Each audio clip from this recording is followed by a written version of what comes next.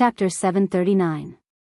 At the beginning of winter in Yuzhou, Dongqing Wudi ended another meaningless parliamentary meeting and returned to the Bai family's manor in the cold temperature.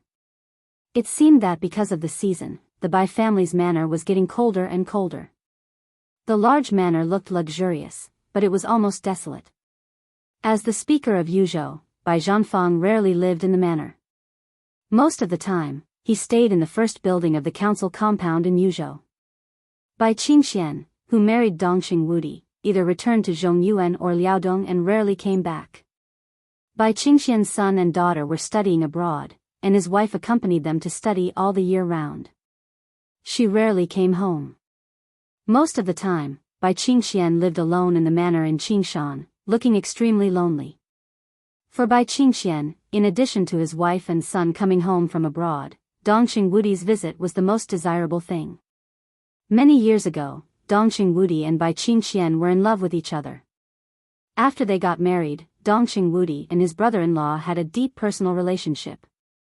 Over the years, the relationship between Bai Qingxian and Dongqing Wudi had become more and more rigid, which directly led to the growing rift between the Bai family and the Dongqing clan. Now Dongqing Wudi and his wife were gradually reconciled. Dongqing Wudi was transferred to Yuzhou from the Border Control Corps. Dongqing Wudi would come to the manor whenever he had something to do. One was the executive minister of the army headquarters, and the other was the deputy secret chief of the army headquarters.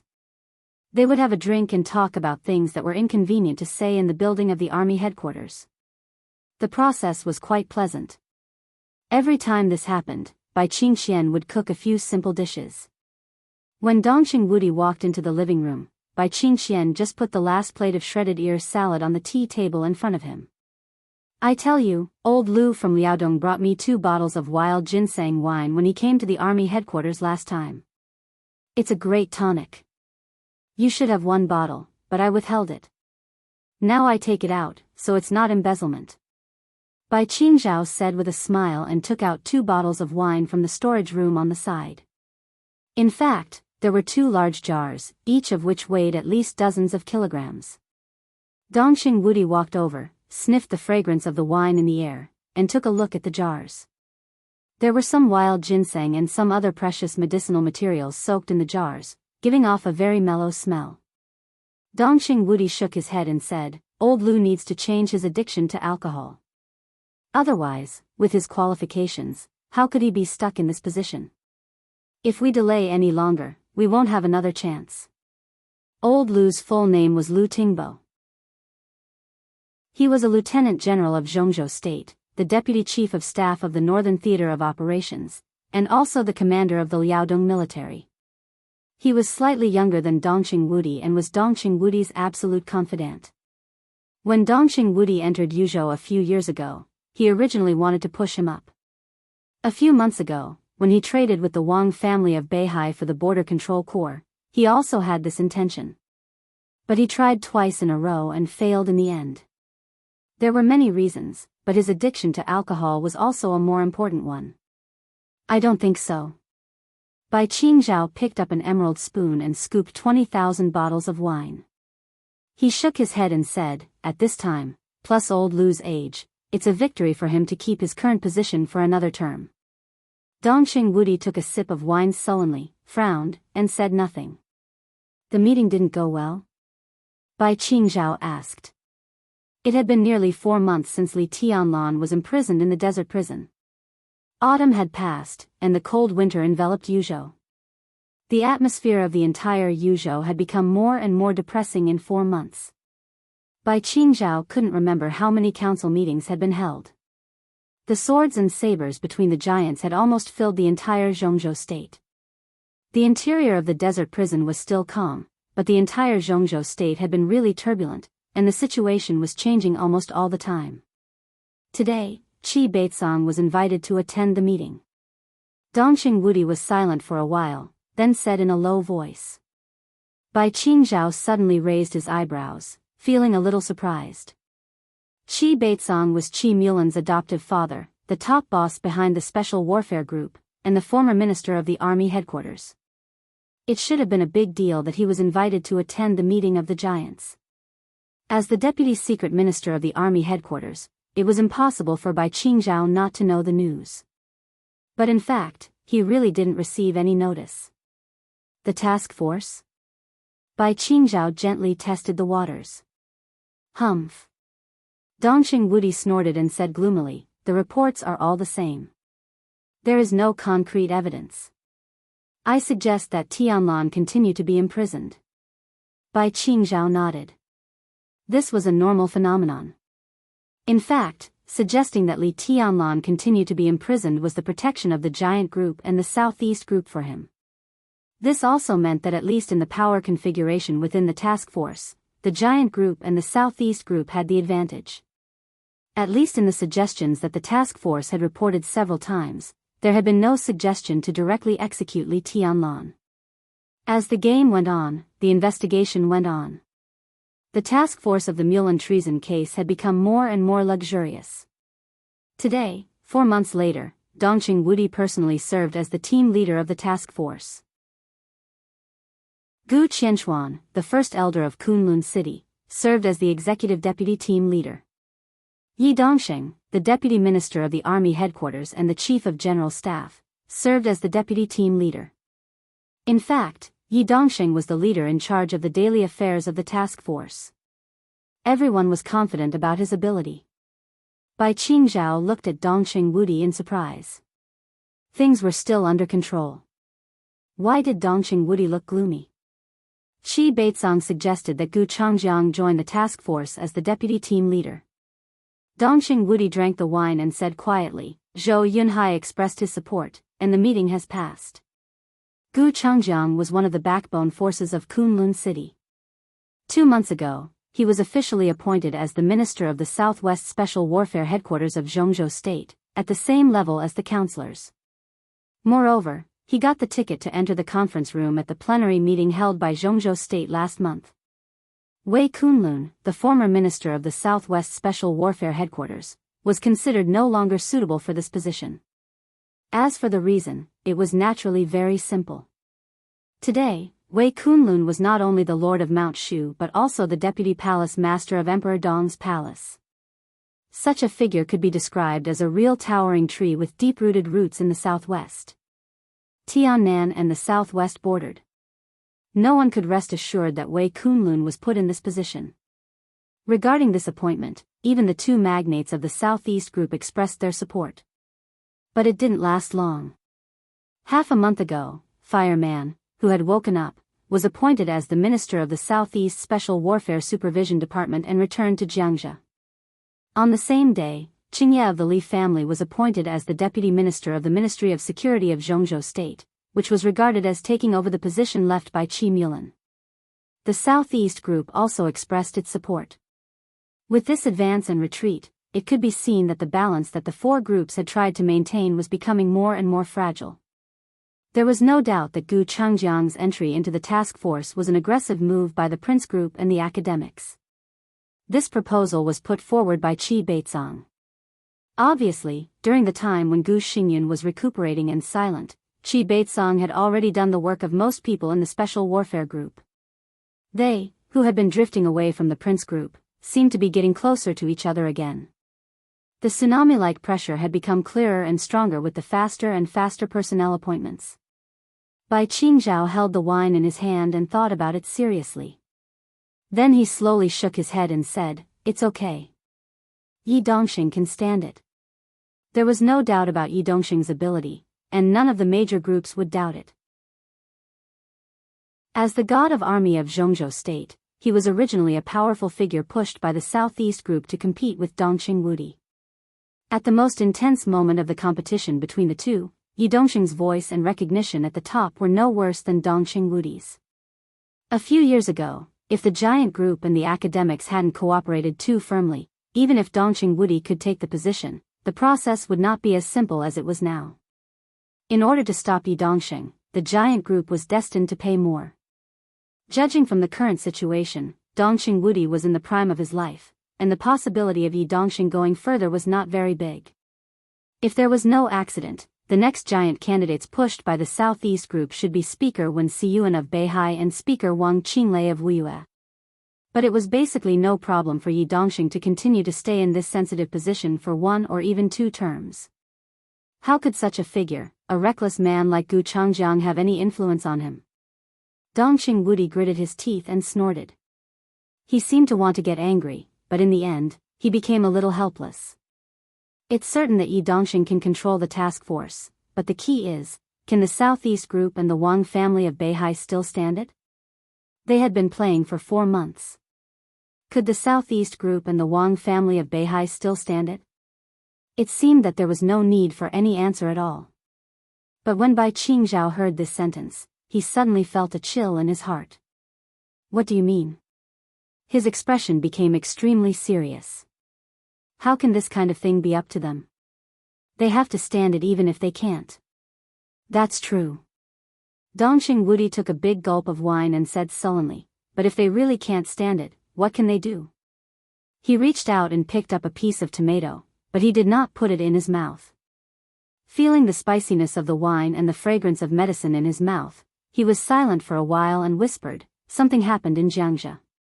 Su Xinghe. Bai Qingzhao's body suddenly shook.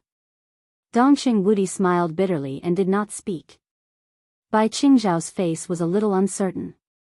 3 months ago, the fall of Chang Wansheng, the deputy governor of Beihai province, marked the official attack of Zhongzhou state on Beihai, but no one took it seriously.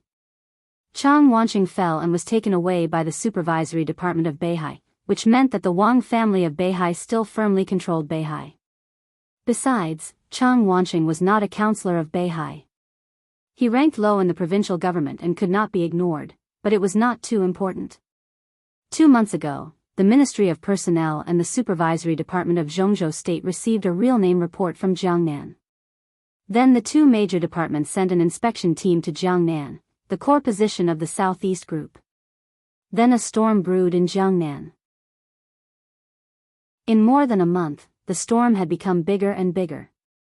At present, more than 20 officials in Jiangnan had been involved.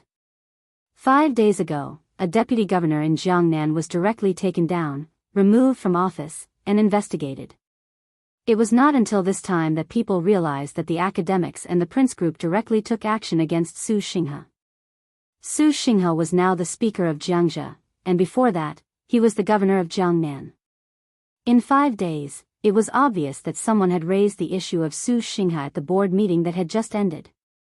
Bai Qingzhao took a deep breath, and his heart was extremely turbulent. If this was the counterattack from the academics and the Prince Group, then no one had expected that the counterattack would be so fierce. They directly took action against the speaker of the province. Zhongzhou state had a territory of tens of millions of square kilometers and a population of more than 1 billion, but there were less than 40 speakers of the province. They were the real border conquerors, and they were also the most valued position by the parliament and the major groups. Even in the province, the weight of the governor was far less than that of the speaker. Such a position had always been the position that the major groups had fought for with all their might. Another meaning of fighting for it with all their might was naturally to protect it with all their might. The game had just begun, but they directly took action against such a figure, which meant that the game had entered a white-hot stage, and the danger had almost rushed directly to everyone's face with cold killing intent. Could the Southeast Group withstand it? The Southeast Group and the Giant Group were in the honeymoon period of cooperation. What should the Giant Group's attitude be on this matter? Bai Qingzhao thought about it and suddenly froze. He glanced at Dongxing Wudi. Dongxing Wudi was also looking at him, and his eyes were extremely deep. Bai Qingzhao realized the key to this matter. How should the Giant Group take a stand on this matter? Obviously, the cause of this game was Li Tianlan's killing of Qi Mulan's family. Because of the special relationship with Tiannan, whether intentionally or unintentionally, Li Tianlan had become the heart of this game. The academics and the Prince Group both hoped to use Li Tianlan to establish their power and disintegrate Beihai province more smoothly. As long as they took down Li Tianlan, the parliament might find a reason to take down the speaker of Beihai. This touched the bottom line of the Wang family of Beihai. The speaker of Beihai had always been directly appointed by Mount Dibing. That was why the Giant Group and the Wang family of Beihai had joined hands. But now, the academics and the giant group had temporarily suppressed the matter of Li Tianlan and did not take a stand. Instead, they bypassed this matter and directly took action against Su Xinghe. What about the giant group? Support the Southeast group? This matter, at least on the surface, had nothing to do with Li Tianlan. Once Dongxing Wudi came forward to support it, it meant that the two sides would join hands in more fields. This also meant that in the next game against the Wang family of Beihai, the giant group had already stood on the side of the Wang family of Beihai, so it would face more pressure from the parliament. This was undoubtedly the situation that the entire giant group did not want to see. They joined hands with the Southeast group just to protect Li Tianlan, that was all. As for the next game and the disintegration of the Wang family of Beihai, Dongxing Wudi was actually on the side of the academics. After all, this matter was a good thing for Zhongzhou state. Dongxing Wudi's greatest support for Beihai was limited to not participating. It was impossible for him to join hands with the Wang family of Beihai. Su Xinghe's matter had nothing to do with Li Tianlan, so it was difficult for Dongxing Wudi to take a stand. But if he did not take a stand, it would form a huge crack in the cooperation between the two sides. The most important thing was that the academics and the prince groups still did not take a stand on Li Tianlan's issue. But they took action against Su Xinghe, which gave the giant group another chance. Not to mention Li Tianlan. Zhou Yuanshan, the real leader of the next generation of the giant group, was now the governor of Jiangxia. If Su Xinghe fell, Zhou Yuanshan was likely to be the biggest beneficiary. And the key to this matter seemed to lie in how the giant group would choose. It's a dilemma. Bai Qingzhao glanced at Dongxing Wudi and suddenly asked, "What did Senior Zhou say?" Zhou Mulan was now also one of the directors. As the leader of the giant group and Dongxing Wudi's predecessor, the opinion of Zhou Mulan, who was about to retire, was undoubtedly crucial. He didn't say anything. Dongxing Wudi shook his head and frowned more tightly. Bai Qingzhao narrowed his eyes. He said nothing. Chapter 740. Dongxing Wudi could understand why Zhou Mulan said nothing. However, just because he could understand it didn't mean that he wouldn't feel troubled. In fact, no matter when, no matter what group it was impossible for the internal structure to be monolithic. Where there were people, there would be politics. There would be different ideas and different demands. For a country, a president who could unify the different voices in the country was an outstanding president. For a group, a leader who could unify the different voices in the group was an outstanding leader. There were different groups in the country. There were different groups within the group. Balance and compromise were topics that could never be avoided if one wanted to have a common voice and allow a country or group to develop smoothly. Zhou Mulan was one of the veteran leaders of the giant group, but he was also Zhou Yuanshan's father. In such a sensitive situation, if Su Xinghe failed, Zhou Yuanshan was likely to reach the top in Jiangxia. He was trained as the next leader of the giant group. If Zhou Yuanshan, who was only 36 years old this year, could reach the top in Jiangxia, in the following time, his huge age advantage could make him manage his team better and strive for the number one position in 20 years. Zhou Mulan's term was less than 3 years away. At this time, if he could push Zhou Mulan up, he would definitely not hesitate.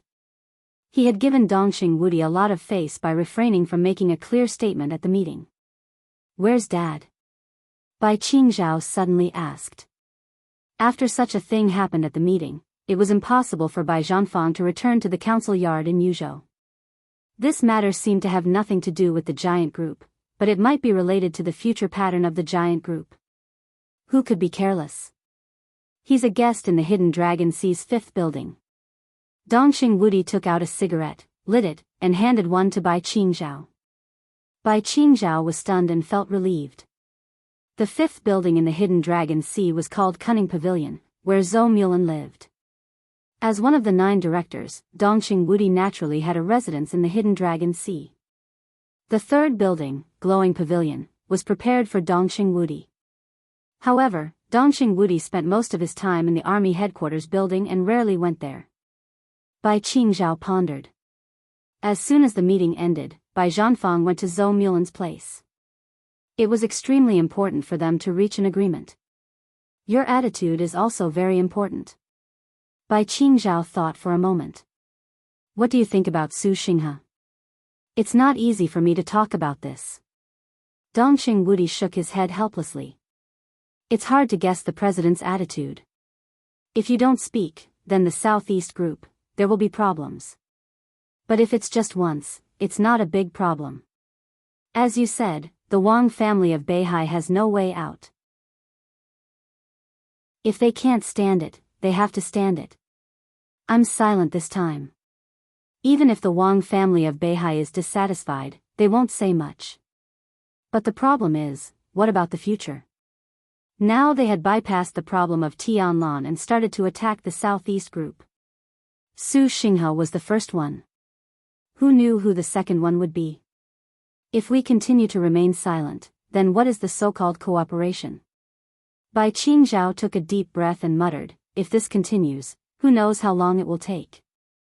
If this matter is suppressed by Li Huaqing, his prestige will be damaged, but it can actually destroy our relationship with the Southeast. I don't know how many years Tianlan will have to stay in the desert.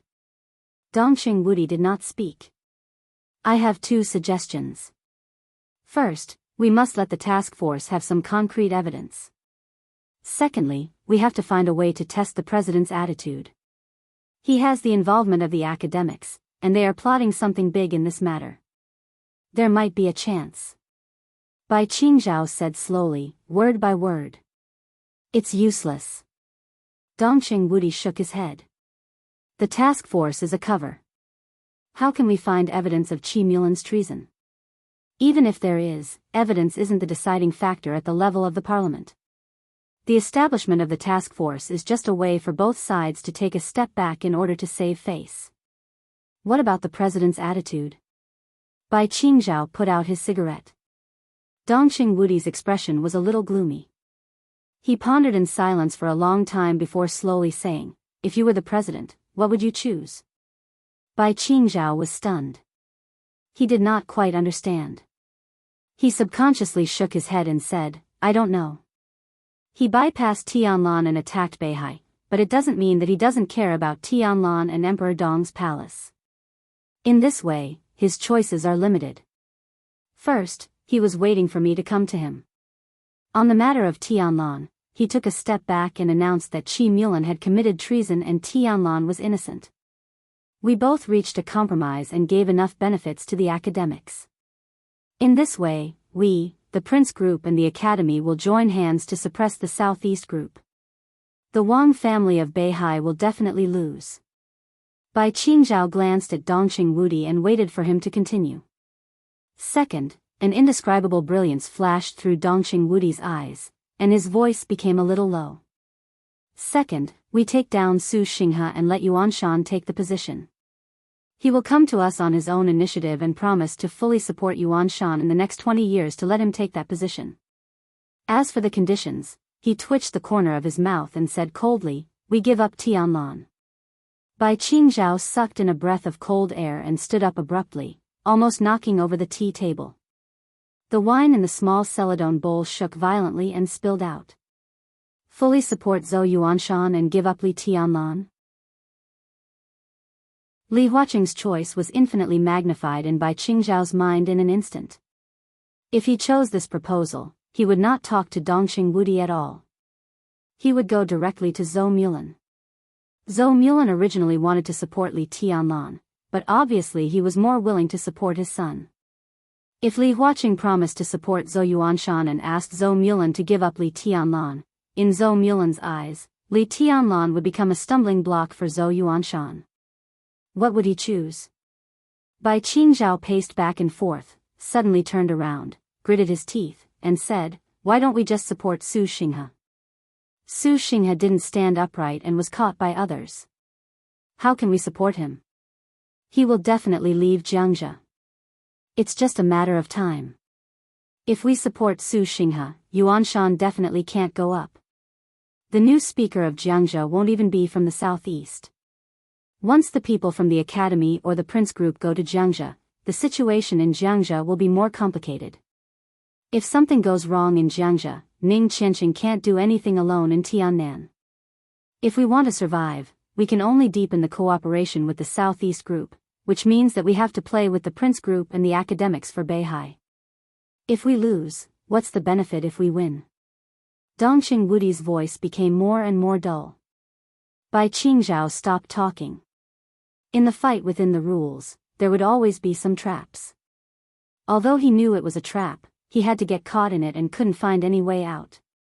At this time, compromise and concession were the only things he could do in the trap. But the key was that in this trap, the giant group didn't even have many choices to compromise. As for giving up Li Tianlan, there was no option. Without this option, the giant group was now trapped. Bai Qingzhao really didn't expect that the counterattack of the academics and the Prince Group would be so fierce.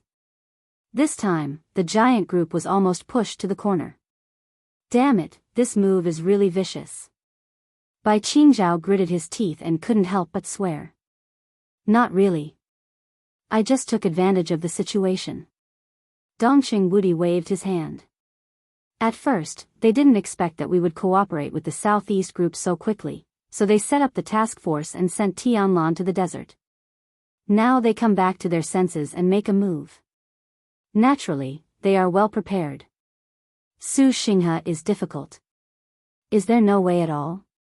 Bai Qingzhao didn't want to give up. No. Dongqing Wudi shook his head. He suddenly hesitated and said, there is no effective way, but there are some things that we can try. Where is the entry point? Bai Qingzhao asked. It's on the president. Dongqing Wudi took a deep breath and suddenly said, I'm going to inspect the Beihai Corps in the near future. It's time to have a good talk with Summer Solstice. If the Wang family of Beihai can put down its pride, this matter may turn around. I still don't quite understand. Bai Qingzhao's eyes were a little blank. The president. Dongqing Wudi said slowly, he doesn't have much time. Bai Qingzhao lowered his head and thought for a long time. Then he said with some uncertainty, you mean you want to support the president? No, it's not the right time. It's too early. It's not too early. An old voice suddenly sounded at the door. Bai Zhanfang, the chairman of Yuzhou, walked in and said blandly, the matter about Su Xinghe won't come to a conclusion in a short time. If we can delay this period of time, we can almost take action. Dad. Bai Qingzhao and Dongqing Wudi stood up at the same time. Bai Zhanfang waved his hand and motioned for them to sit down. In terms of position, Dongqing Wudi was a director and could be said to be the leader of Bai Zhanfang, a member of parliament. But at home, as a father-in-law, Bai Zhanfang was naturally the most powerful. Invincible is the right idea. Bai Zhanfang said slowly, in this regard, Qingzhao is still a little worse. No matter how many times I say it, he is still a little worse. It's a matter of structure. In this regard, even Yuan Shan is much better than you. Bai Qingzhao coughed dryly and felt a little embarrassed. He was now a general of Zhongzhou State and the Deputy Secretary General of the Army Headquarters. But at home, he was the father. Bai Zhanfang had always said that he was not good at structure and was even inferior to his sister Bai Qingqian. He had heard this many times. The opponent's move this time is very powerful. If you can't resist it, don't resist it. It's better to see what you can do to fight back. Bai Zhanfang took a sip of wine and sighed. In any case, in politics, the initiative is the most important. You can't be led by the nose. That way, you can't achieve anything. They want to deal with the Southeast Group and Tianlan. If you can't stop them, let them do it. If you can't stop them, don't do it. The best way is for them to fight their own battles, and we will fight ours. If you can't resist the opponent's attack, you will definitely lose. If you can't resist it, then change the direction according to your own ideas and fight for the initiative. Only in this way can you have a chance to turn defeat into victory. Bai Qingzhao was silent for a long time before he bowed slightly and said respectfully, Father, you're right. Bai Zhanfang did not speak and ate silently. A lot of things happened tonight, and he needed to think carefully. Dad, do you think my method is feasible? Dongqing Wudi asked seriously. It's necessary to try, and the probability of success is not low. No matter who it is, no matter what position it is, there are some things that can't be let go. Since it's a weakness, it can be used. Bai Zhanfang said lightly. It's just that in this way, the Wang family of Beihai will lose face, and even many plans will be greatly affected. Their future direction will be adjusted because of this. Bai Qingzhao felt a little emotional. Throughout the history of Zhongzhou state, in hundreds of years, it was not enough for the Wang family of Beihai to bow down and bow down. How many times had they taken the initiative to slap themselves in the face? This was even the first time. This is inevitable. In this case, how can they not make some concessions? As for the future direction, they are qualified to adjust the direction after they lose face. I'm afraid that summer solstice and even Wang Tianzong have been looking forward to this opportunity to lose face for a long time. This is not a bad thing for them. Dongqing Wudi laughed. This is not good for us. Bai Qingzhao cautiously said, Yi Dongqing, hey, it's hard to deal with. Bai Zhanfang shook his head and sighed softly, but he did not speak. He had said what he should say. What else could he say? In terms of personal ability, vision, and even quality in all aspects, Bai Qingzhao was at least the best. Bai Zhanfang had always had expectations for his son, but Bai Qingzhao had always been slightly flawed in terms of breadth of mind. He cared too much about immediate gains and losses and lacked some spirit of looking down on the world. Bai Zhanfang had tried hard for this, but he did not get any good response. On the contrary, his daughter, Bai Qingqian, was graceful and generous. Although she was a woman, Bai Zhanfang was very satisfied with her, which could barely make up for his regret. Yuan Shan did a good job tonight. Bai Zhanfang was silent for a while and spoke softly, with undisguised appreciation in his tone. Yuan Shan? Dongqing Wudi was stunned. Did he come to Yuzhou? No, but he called the hidden dragon Sea directly. I guess he will call you soon. Bai Zhanfang laughed softly, and the appreciation in his eyes became more and more obvious. Soon after the meeting, Zhou Yuanshan called Zhou Mulan directly and explained some of his views in detail on the phone. Between father and son, there were many thorough words. He was Zhou Mulan's son, and he did his father's ideological work for his own future. His identity was more useful than anyone else. The phone call lasted for nearly 40 minutes. Bai Zhanfang had been waiting on the side. It could be seen that Zhou Mulan was greatly touched. After hanging up the phone, he naturally told Bai Zhanfang what to say. Zhou Yuanshan's second call was to Ji Wenzhang, a counselor of Zhongzhou State and the minister of the Ministry of Supervision. In the face of the leader of the Wang family of Beihai, Zhou Yuanshan, as the governor of Jiangxia, was not polite at all. He might not be furious, but his words were extremely fierce. On the phone, he even asked whether the parliament believed in Jiangxia or not. Ji Wenzhang was directly contradicted, but he was not unhappy at all. Zhou Yuanshan's attitude was undoubtedly what he needed most. The problem in Jiangnan was getting bigger and bigger. There were already voices in the Ministry of Supervision that an inspection team would be sent to Jiangxia.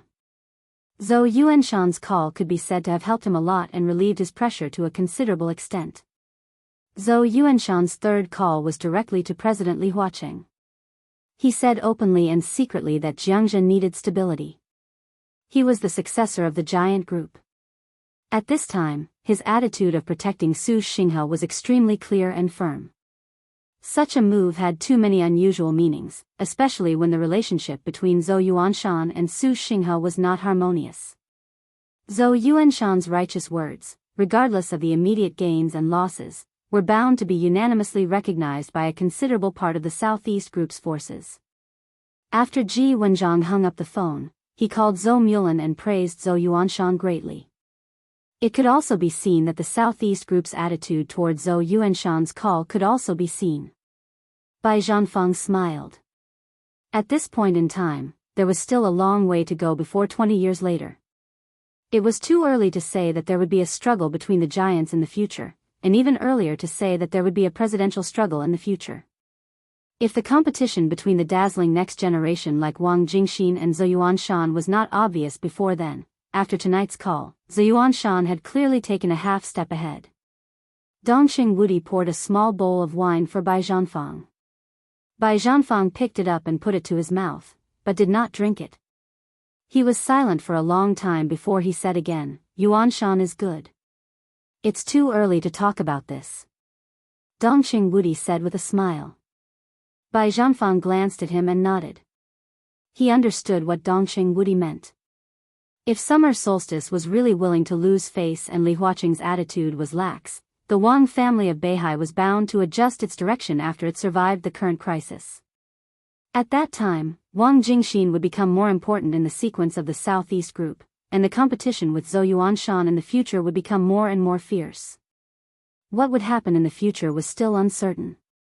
But it was really too early to talk about this now. Tianlan has to suffer a little, Bai Zhanfang said softly. That boy doesn't feel wronged. I think he's a little too happy in the desert. Xiao Mahai's mind is in a mess all day long. He even took his daughter and sister to prison. I don't know what he wants to do. I'll beat him later. Dongxing Wudi snorted. The corners of Bai Zhanfang's and Bai Qingzhao's mouths twitched at the same time, showing a smile. He's determined to ride on Tianlan's coattails. He can't care about your face now, Minister Dongxing. Dongxing Wudi shook his head, feeling a little speechless. His cell phone suddenly rang. Dongxing Wudi took out his cell phone and glanced at it. His eyes suddenly froze.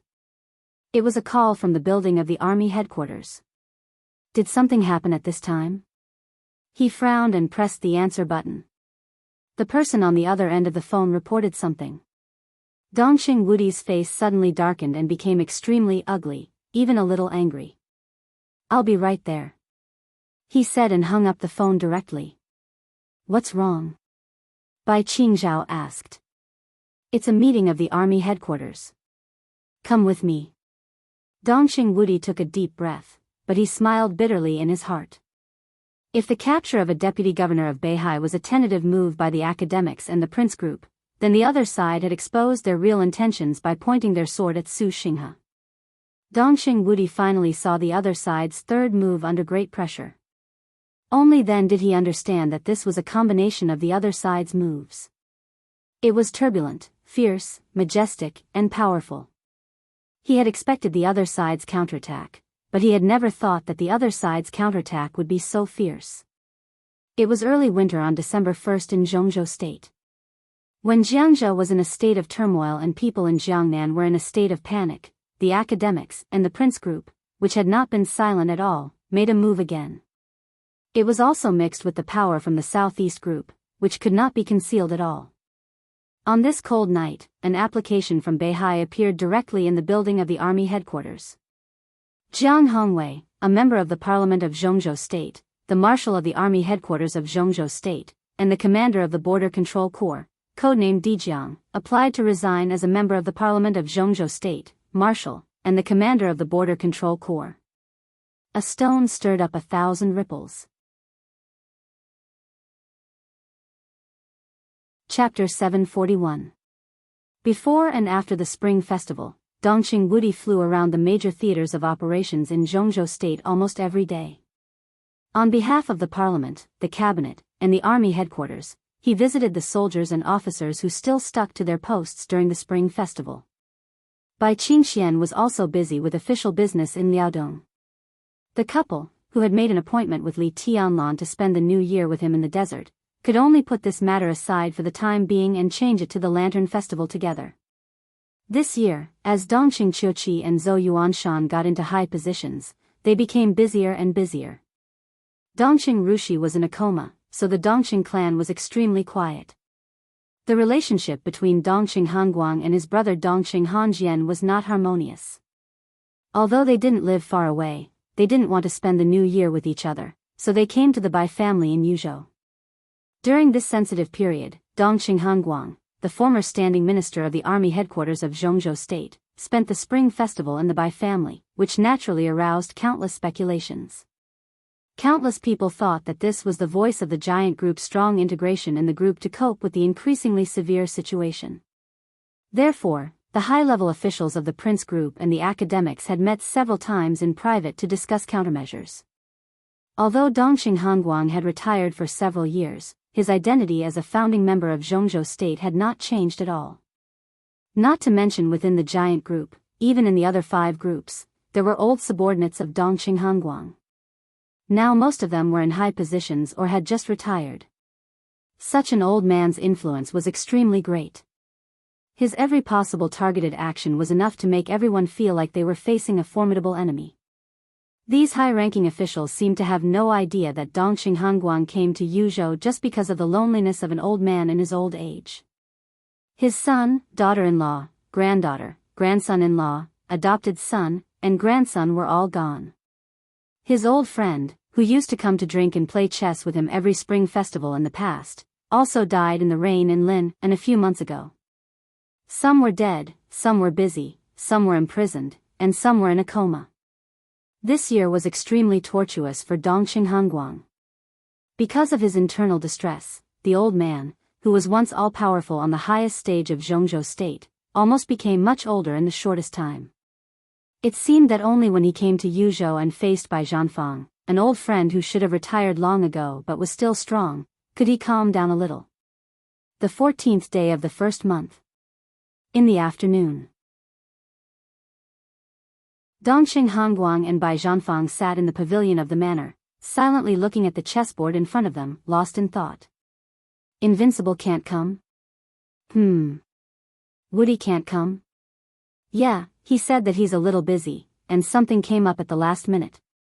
He just came out of the Eastern War Zone, and he's going to return to the Chinese server. Qing Qian is already waiting for him there. Dongxing Hongguang's tone was a little low. Tonight's dinner is just us 2 old guys again. Dongxing Hongguang said in a low. Bai Zhanfang shook his head helplessly. Dongxing Hongguang had made it clear that Bai Qingqian was waiting for him in Zhongyuan, which meant that Bai Qingqian would not come back until Dongxing Wudi came back.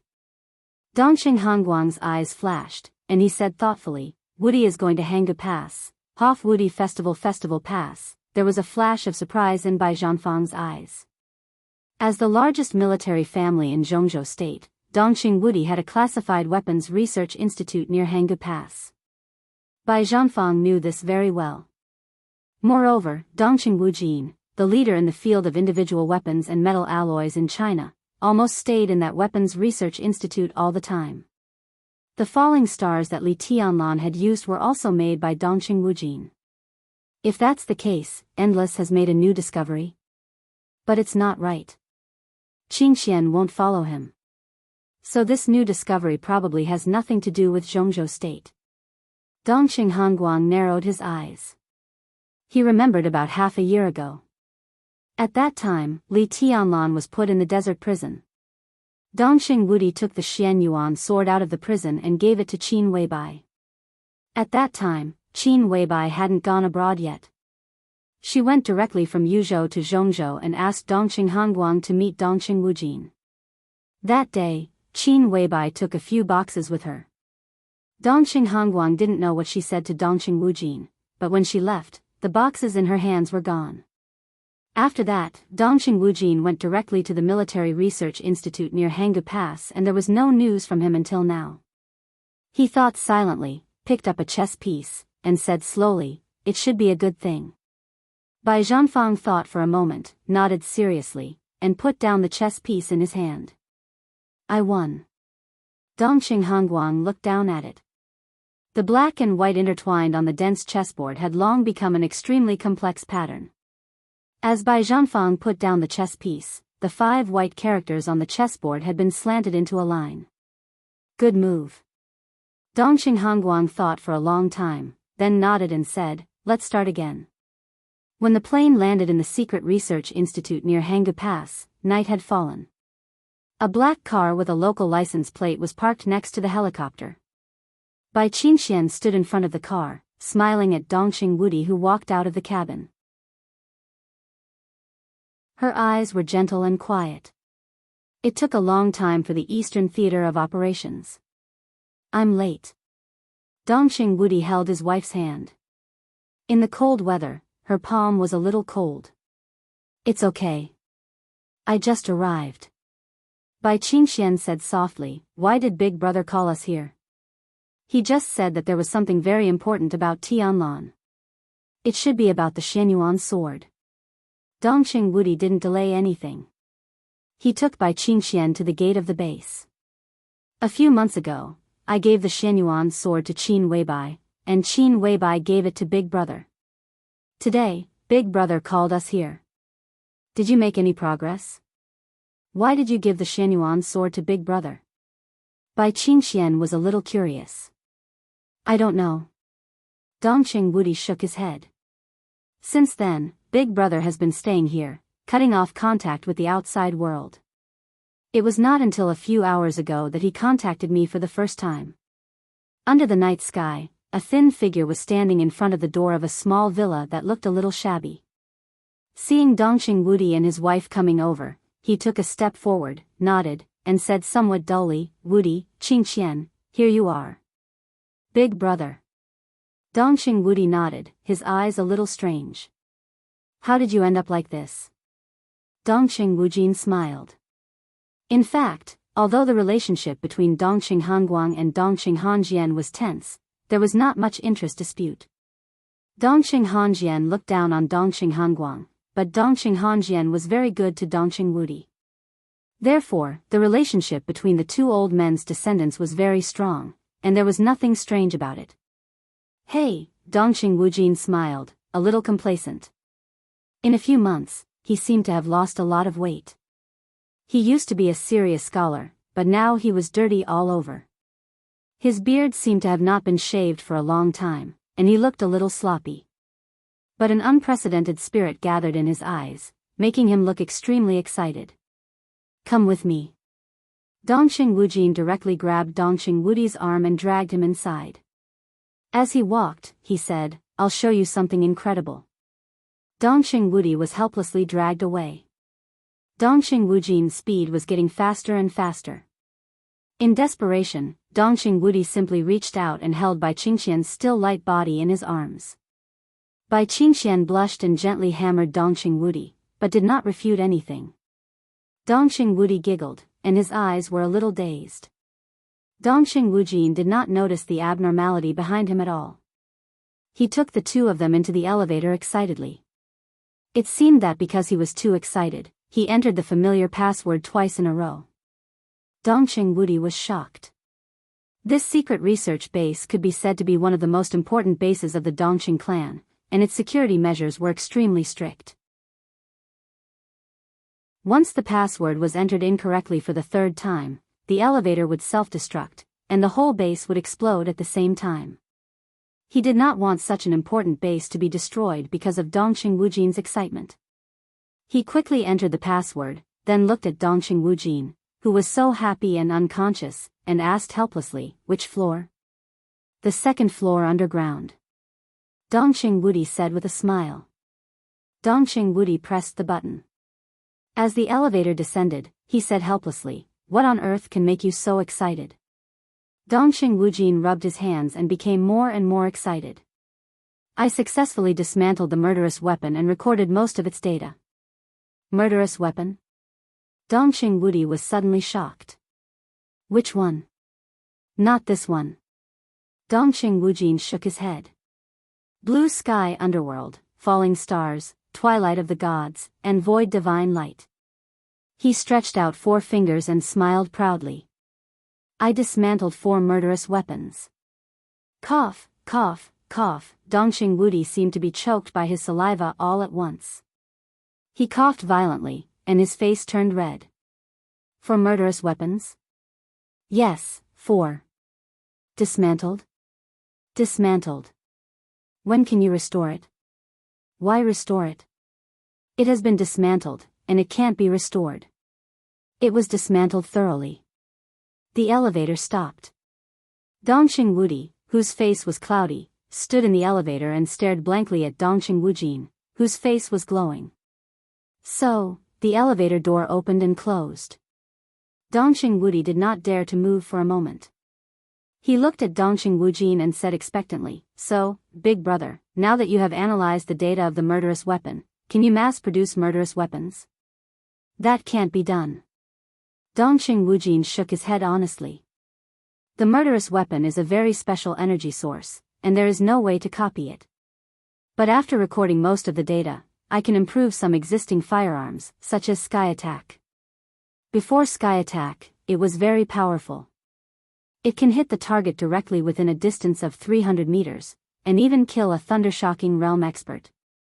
What about after the improvement? Can it threaten an invincible realm expert?" Dongxing Wudi asked eagerly. Dongxing Wudi looked at him as if he were an idiot and shook his head. "How is it possible?" He smiled and was a little proud. "But after the improvement, the limit distance of Sky Attack has increased. It can increase by dozens of meters.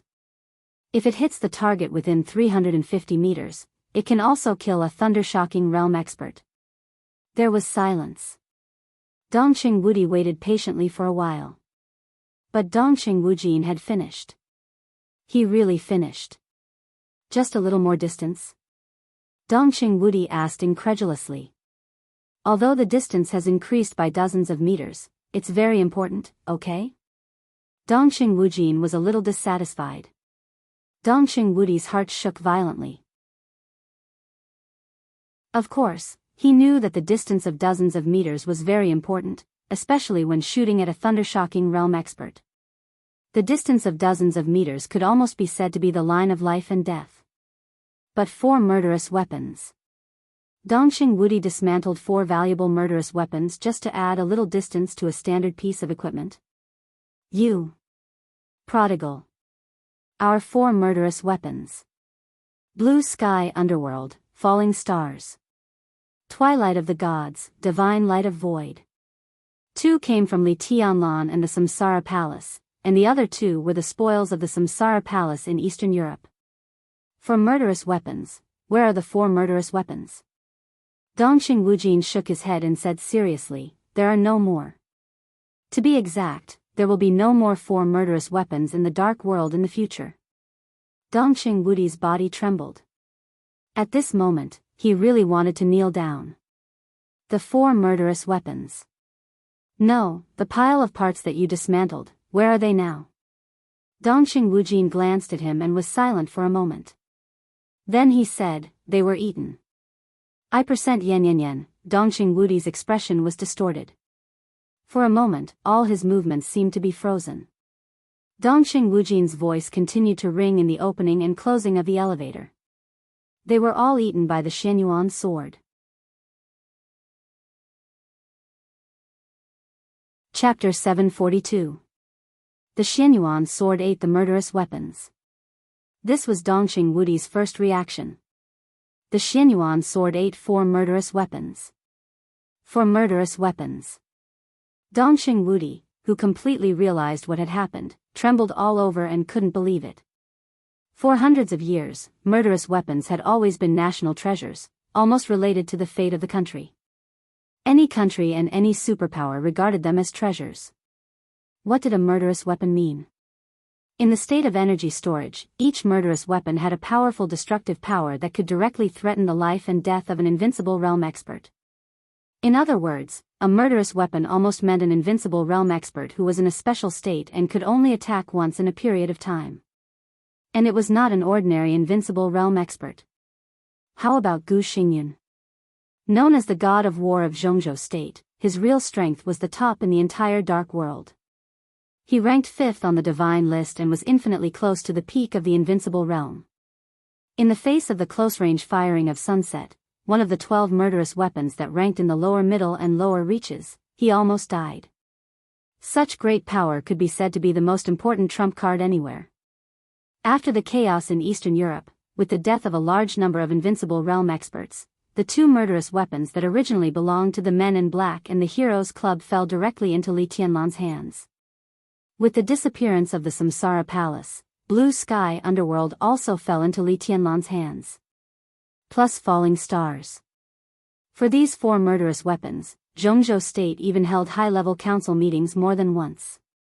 It was no exaggeration to say that once these 4 murderous weapons finished the energy storage process, Zhongzhou State would be more powerful in the entire Dark World. Because of this, Star State and the Heroes Club would negotiate with Zhongzhou State through different channels, trying to get back the Void Divine Light and the Twilight of the Gods. Of course, they would not give them to him, but Zhongzhou State was still discussing how to use them.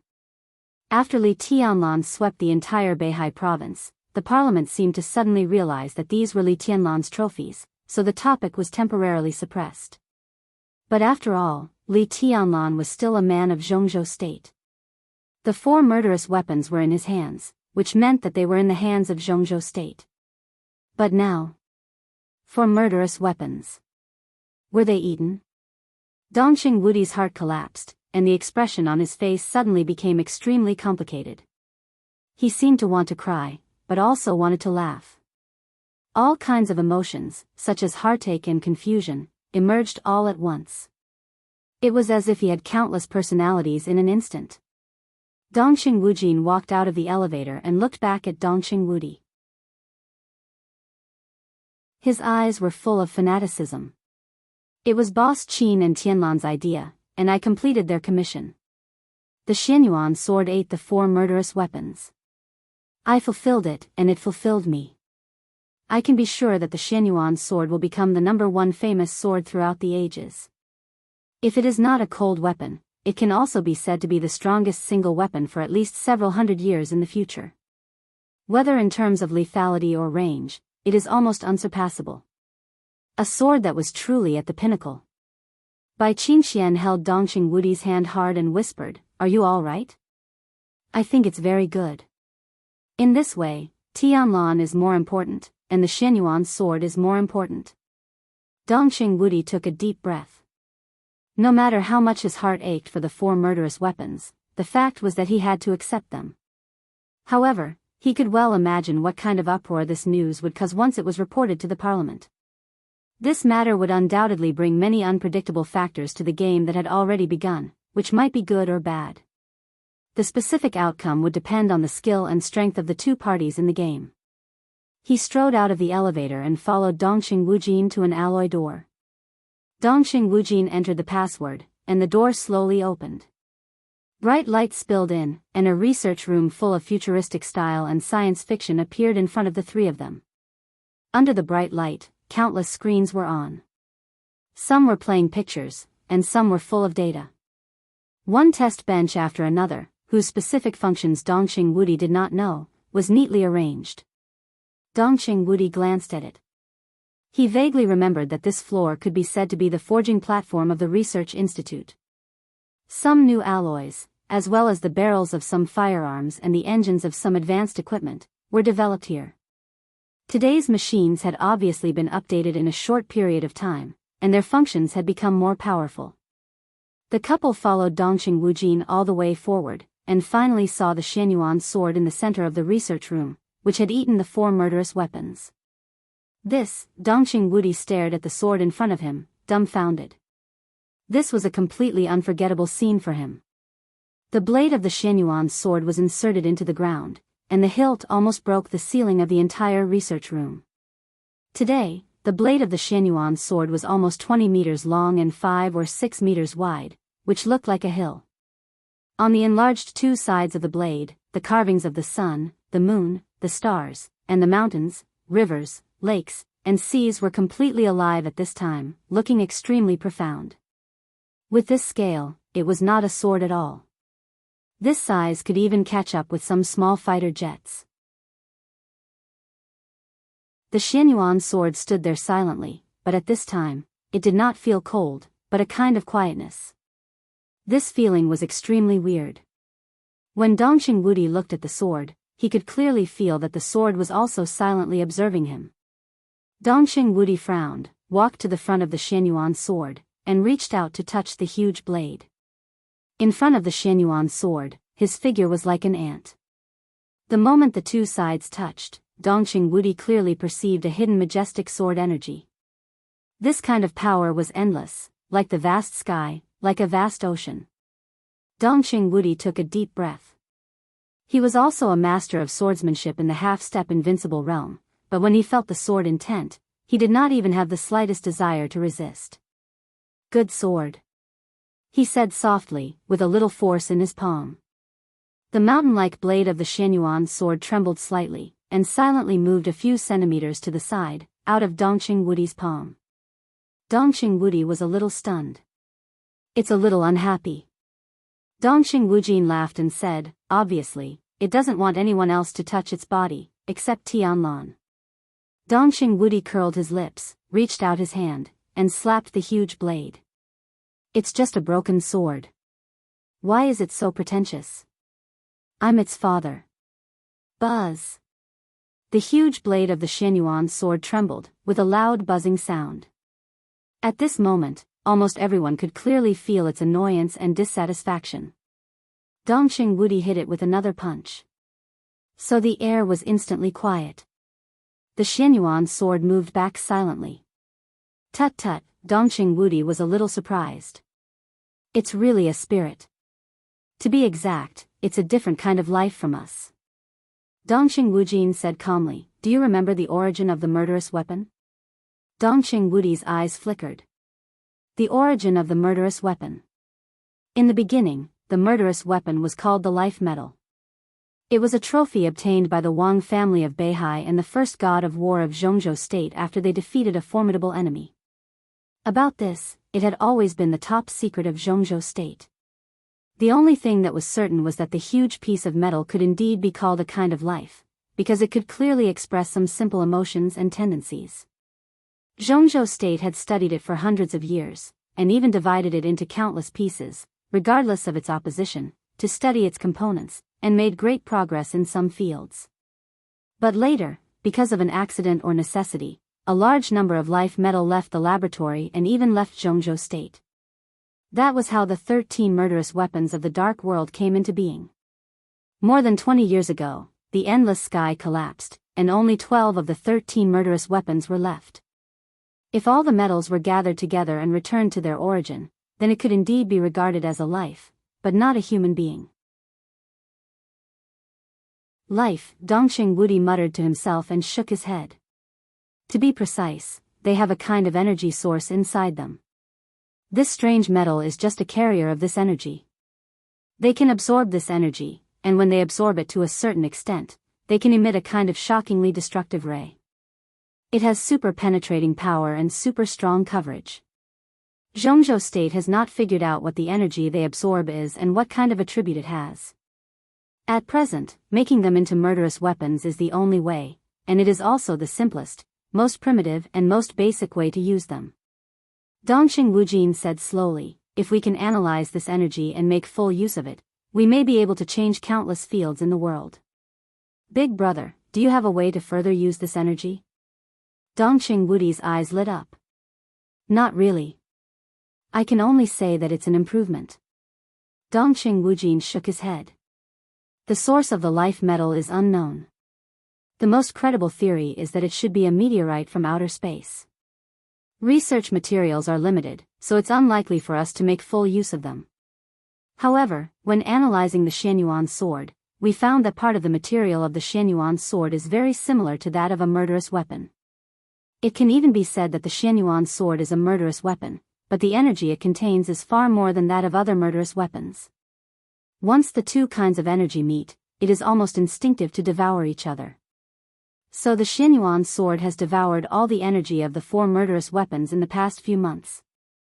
I went to Mormon's in person and found a way to improve it from the traces of destruction at the scene." "What way?" Dongqing Wudi asked. Dongqing Wujin hesitated and shook his head. "At present, our research on the life metal is still a little limited. I'm not sure about some things. But judging from some traces of destruction at Mormon's, if the sword light at that time is regarded as a blow from a murderous weapon, then the power of that sword can be said to be several times that of an ordinary murderous weapon. It is said that the Xianyuan sword is the core of a sword formation. There are 13 floors and 13 swords. At present, I can't analyze the composition of the other 12 swords, but it is certain that if the 13 floors are regarded as a murderous weapon and that sword is regarded as a blow from a murderous weapon, then it will take at least more than 20 years to accumulate energy. I can't study all their secrets for the time being, so I can only make up for its shortcomings in another way. Dongxing Wudi looked at Dongxing Wujin with a serious look in his eyes. Dongxing Wujin nodded. So I let the Xianyuan sword devour 4 murderous weapons. Its power should not have increased, but the speed of energy accumulation has doubled. In such a short time, you have achieved such results? Dongxing Wudi shook his head. In fact, I didn't do anything. The devouring is the behavior of the Xianyuan sword. The idea was given to me by Boss Qin. Dongxing Wujin said calmly, according to what Boss Qin said, I think so far, I have completed the task to the greatest extent. This sword may be the key to Tianlan's breakthrough into the invincible realm.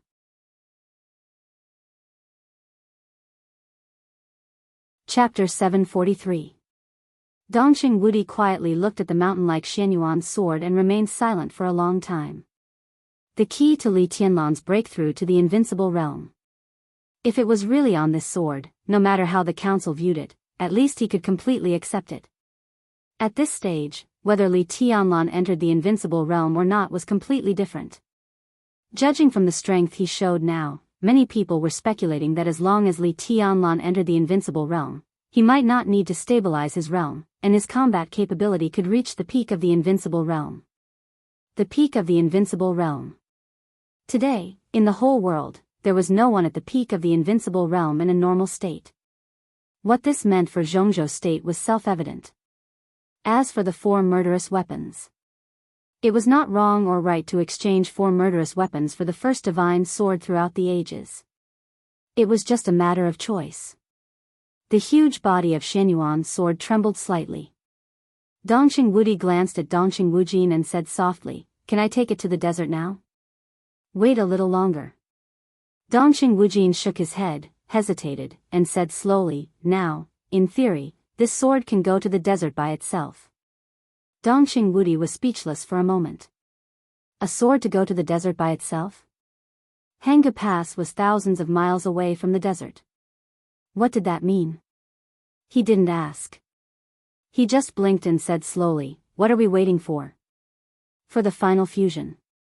Dongxing Wujin said calmly, Xianyuan's sword swallowed 4 murderous weapons, and the internal energy is a little conflicting.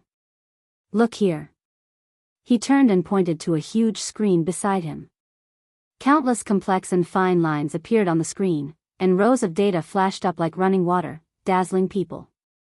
Dongxing Wudi and Bai Qingxian looked at it silently, as if they were reading a book from heaven. At present, the size of Xianyuan's sword is its limit state. In the process of swallowing murderous weapons, this state is irreversible. Dongxing Wujin operated the instrument and showed a progress bar. The progress bar had reached 57%. Just a little bit more, and it can completely merge with the murderous weapons. At that time, Xianyuan's sword can return to its original state, 3 to 5 centimeters long. Then you can take it to the desert. The last point, will there be any accidents? Bai Qingxian suddenly felt a little nervous, and her dignified face was obviously concerned.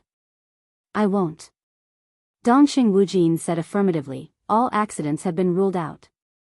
In the past few months, we have done a lot of experiments and calculations. This fusion is perfect. There will be no problems. The Xianyuan sword had begun to shrink. The progress bar, which had almost reached the end, moved forward bit by bit.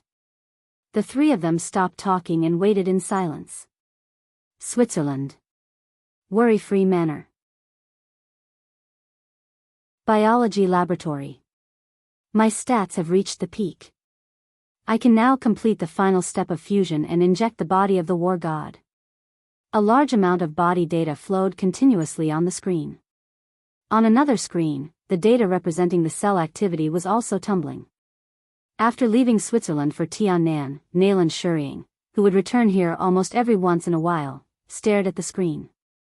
When most of the data reached the peak, she didn't hesitate and spoke directly.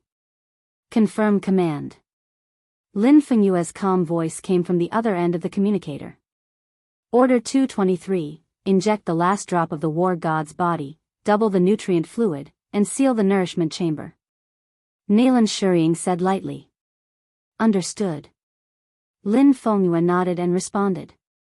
Nalan Shurying operated the test bench in front of her expressionlessly. The picture switched, and the picture of the nourishment chamber appeared on the screen. Countless nutrient fluids similar to bubbles were tumbling in the nourishment chamber, and the nourishment chamber lit up with a red light. For a few months, the injection of half of the war god's body, one drop at a time, would officially end today. Nalan Shurying didn't know what the result would be, so she could only wait.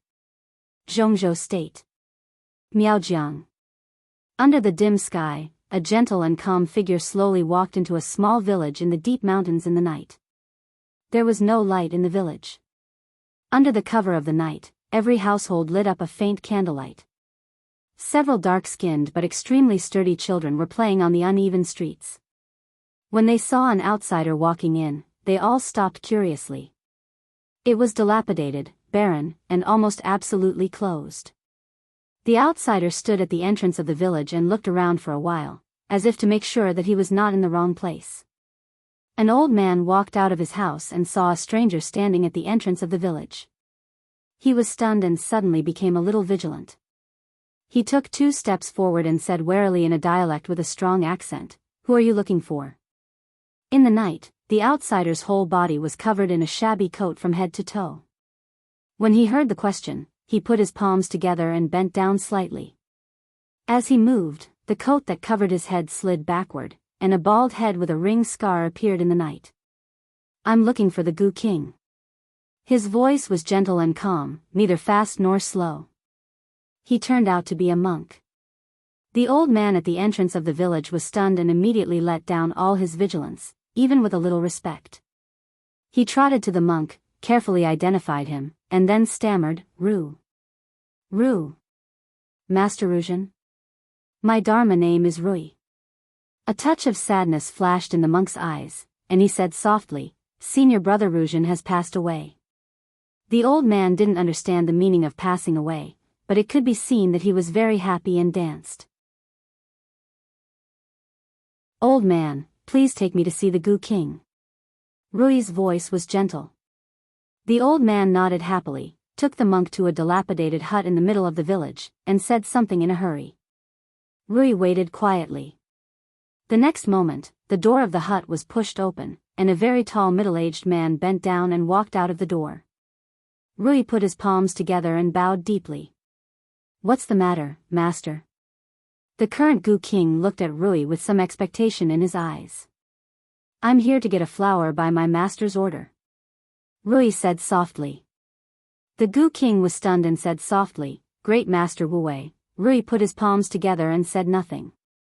The Gu King was silent for a long time, and then he said sadly, "Master." He shook his head hard, cheered himself up, and said softly, "What flower did Master Rui come here to get?" "The fate of the mortal world." Rui's voice was calm. King of Venomous Worms' breathing became rapid. He looked at Rui seriously. He nodded and said solemnly, "Please." Rui stepped into the hut. There was a small table in the center of the hut, and a clay pot was placed in the middle of the table. In the faint candlelight, a delicate tender branch was blooming in the clay pot, swaying slightly with the candlelight. A few months ago, this flower bloomed. I knew the master would come. "Master, you're late." The Gu King looked at the flower quietly, and his eyes were in a trance. Rui didn't say anything. A few months ago, when the flower bloomed, it should be that eternal. The moment when Hang's sword illuminated the sky above Mormon's. It was also the moment when all the flowers in Mormon's manor fell. He looked at the flower, and the candlelight illuminated his bald head, which was a little weird. "This belongs to Great Master Wu Wei. Master, please take it away." The Gu King continued to speak. Rui turned his head and looked at the Gu King seriously, saying softly, "Do you know what this means?" "Master, you said it back then, but I don't regret it."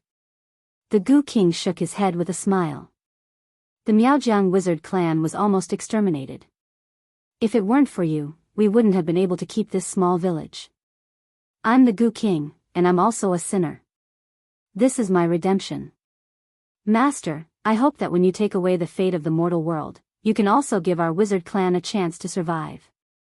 Rui nodded and said softly, Don't worry, Gu King. There will be opportunities soon. They will live a good life in the future. The Gu King was silent for a moment, then walked over and carefully dug out the little flower. He said in a low voice, That's the best. Zhongzhou State. Golden Autumn Pavilion, Hidden Dragon Sea. Li Huaqing put down the documents at hand, looked at the night outside the window, pondered for a while, and then pressed the call button on the table. A young secretary came in and said respectfully, President. Inform Minister Yi Dongsheng and ask him to come here. I have some questions to communicate with him. Li Huaqing said softly. Okay. The secretary nodded and turned to leave. Li Huaqing made himself a cup of strong tea, came to the window, and looked up at the night sky. There was no dazzling light in the hidden dragon sea, and the night sky was clear.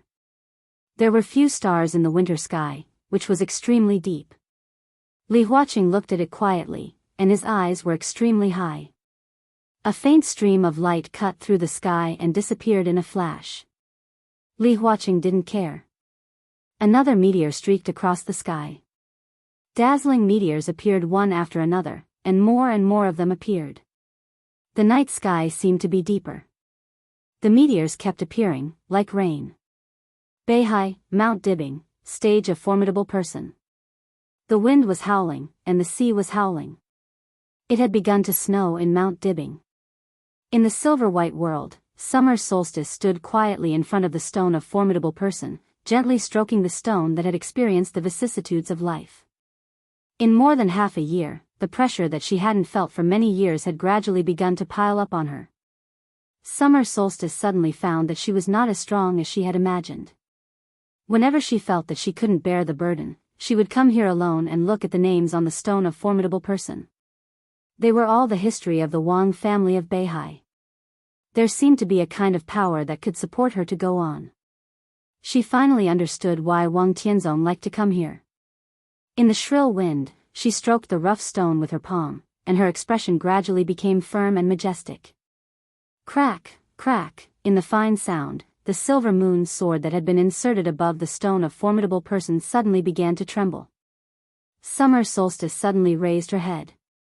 Under the curtain of night, the blade of the silver moon sword, which was still bright and cold, kept trembling. The snow kept falling from the sky. However, one after another, faint light streaked across the sky. Those were meteors. The meteors fell into Beihai like rain. Europe, the Holy Land. When the mysterious His Majesty walked out of the Holy Land and entered the land of Italos, he was still followed by his follower, Mellad. But now Mellad's identity had changed in essence.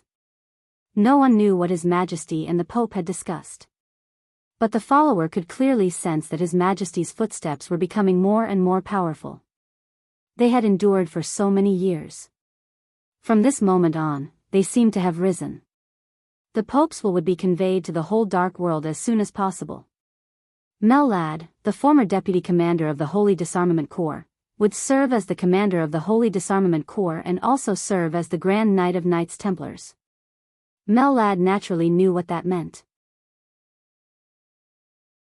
During the period of silence of the Shadow Throne, the whole of Europe would be in His Majesty's hands. Congratulations, Your Majesty. Mellad's voice was respectful and fanatical. Ha, His Majesty smiled and said, This is just the beginning. Yuzhou. In the sanatorium that was heavily guarded, a saint dressed in black slowly walked into a ward. In the quiet ward, countless instruments were running and making sounds from time to time. On the bed in the center, a woman in white was lying quietly on it, motionless. She was Li Shi, the wife of the city lord of Kunlun City. Half a year had passed since the chaos in Eastern Europe. Li Shi was transferred from the private hospital of the giant group to the current sanatorium. Saint was personally in charge here, and no one dared to make trouble. Even Kunlun City had not expressed its opinion on the current situation. They seemed to have completely forgotten the existence of Li Shi, and they were completely indifferent to her situation. For half a year, she was still sleeping, and there was no sign of waking up. Saint looked at her silently and suddenly waved his hand. The seemingly ordinary space continued to fluctuate as he waved his hand, and it spread out, revealing a small domain. Xian Xuanzi, who was still dressed in a Taoist robe, walked out of Saint's domain. Looking at his daughter lying on the bed, his eyes were a little sad. Basically, her injury has been stabilized. It's only a matter of time before she wakes up. It won't be a big problem. Don't worry. Saint's voice was stable and peaceful. The Samsara Palace was gone, and most of the 12 super masters had fallen. But on the eve of its destruction, Xian Xuanzi, who joined the Samsara Palace, was still the 13th super master, and he was really on the same side as Saint. If he wanted to see his unconscious daughter, Saint would naturally help him. That's good, that's good. Xian Xuanzi muttered to himself, but he didn't know what to say. He gazed kindly at his daughter's sleeping face. After a long time, he whispered, "Let's go." He turned and walked to the door. The domain was opened again and enveloped him. Xian Xuanzi came to the balcony outside the ward and looked at the starry sky. He was silent and a little sad. "What's your next plan?" Saint stood beside him and lit a cigarette. "I'm going to find a monk and get a flower." Xian Xuanzi whispered, "This is the last thing I'll do. I'll wake up the palace master. It's time for me to retire." "Palace master, can she really wake up?" Saint said in a complicated tone. "She can definitely wake up." Xian Xuanzi said faintly, "Luck, God's design, her own fate and years of hard work all determine that she can't die." "Luck. God's design," Saint chuckled and shook his head. "You cannot believe it, but it doesn't mean it doesn't exist. Surreal things also exist in reality. Many things can't be explained. Most of what I've learned are things you don't believe in." "You don't believe in this, but can you say that it doesn't exist?" Xian Xuanzi asked. Saint was silent. There were too many things about metaphysics grandmasters like Great Master Wu Wei and Xian Xuanzi that couldn't be explained. But it didn't mean that it didn't exist. For example, Li Tianlan's resurrection. "What is God's design?" Saint asked. Xian Xuanzi thought for a while and suddenly pointed to the sky. "Look, for example." He suddenly stopped breathing. Saint looked up at the sky and narrowed his eyes. The night sky seemed to suddenly become extremely gorgeous. Countless glimmers burned and fell from the sky, endless, spectacular and beautiful. "For example, what?" Saint looked at the meteor shower in the sky and asked slowly. Xian Xuanzi didn't speak. His whole face suddenly twisted, his arms trembled violently, and his eyes suddenly became extremely frightened. In the base, the Xian Yuan sword, which had been shrinking, finally became that delicate and perfect black sword again. Dongqing Wujin smiled with joy. "Finally, I made it." Boom. The sudden roar drowned all of Dongqing Wujin's voice in an instant. The Xian Yuan sword suspended in the air suddenly burst out an unparalleled strong light, and the whole sword body expanded again. The wild sword energy surged out, filling the entire space of the research room like a wave. Dongqing Wudi, whose face changed greatly, directly protected Dongqing Wujin and Bai Qingqian and retreated quickly. The sword light became brighter and brighter, constantly expanding in the laboratory. Without hesitation, Dongqing Wudi directly left the research room, knocked open the elevator, and rushed out of the ground. The next moment, a strong light appeared over the entire Hanggu Pass. The strong light penetrated the ground and went straight into the sky. An earth-shattering explosion suddenly sounded. The Xian Yuan sword rushed out. The entire research base of the Dongqing clan turned into ruins in an instant. The Xian Yuan sword, which was as huge as a mountain, shrank and grew bigger. Somehow, there seemed to be a sigh, which was extremely complicated. "What's going on?" Dongqing Wujin's voice was filled with disbelief. Dongqing Wudi frowned and was about to speak. Puff. Bai Qingqian's body suddenly went limp, and a large mouthful of blood sprayed directly from her mouth. Forgotten City. With the final injection of the body of the god of war, a large amount of nutrient solution had completely drowned the figure in the nutrition chamber. Qin Weibai stood in front of the nutrition chamber, looking at the faint voice. Her eyes were shining, and her whole person became erratic and strange. "I know you can hear me." Her ethereal yet penetrating voice rang out, "Even if you can't hear anything, you can still hear my voice, right?" The nutrient solution was extremely calm. But in an angle that no one could see, the figure wrapped in the nutrient solution seemed to move its eyebrows unconsciously. "Comrade Dongsheng, please sit down." Looking at Yi Dongsheng, who walked into his office, Li Huaqing turned around from the window and said with a smile. Yi Dongsheng sat down with a smile and opened his mouth to say something. Li Huaqing said, "What did you say?" Yi Dongsheng was stunned and repeated it again. Li Huaqing's eyes were a little dazed. He could see Yi Dongsheng's mouth moving, but at this moment, he suddenly couldn't hear the voice. The office in front of him was spinning. The meteor outside the window seemed to fall into his eyes.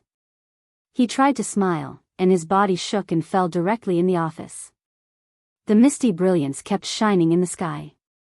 The blade of the silver moon became brighter and brighter, and the violent vibration almost caused the whole stone of formidable person to tremble. Summer solstice was just about to move, but her whole body suddenly shook. In her body, which she was not aware of, countless vitality seemed to rush out without warning. The remaining vitality in the immortality potion she had taken was suddenly stimulated to the extreme, and a large amount of vitality was constantly repairing the internal injuries in her body.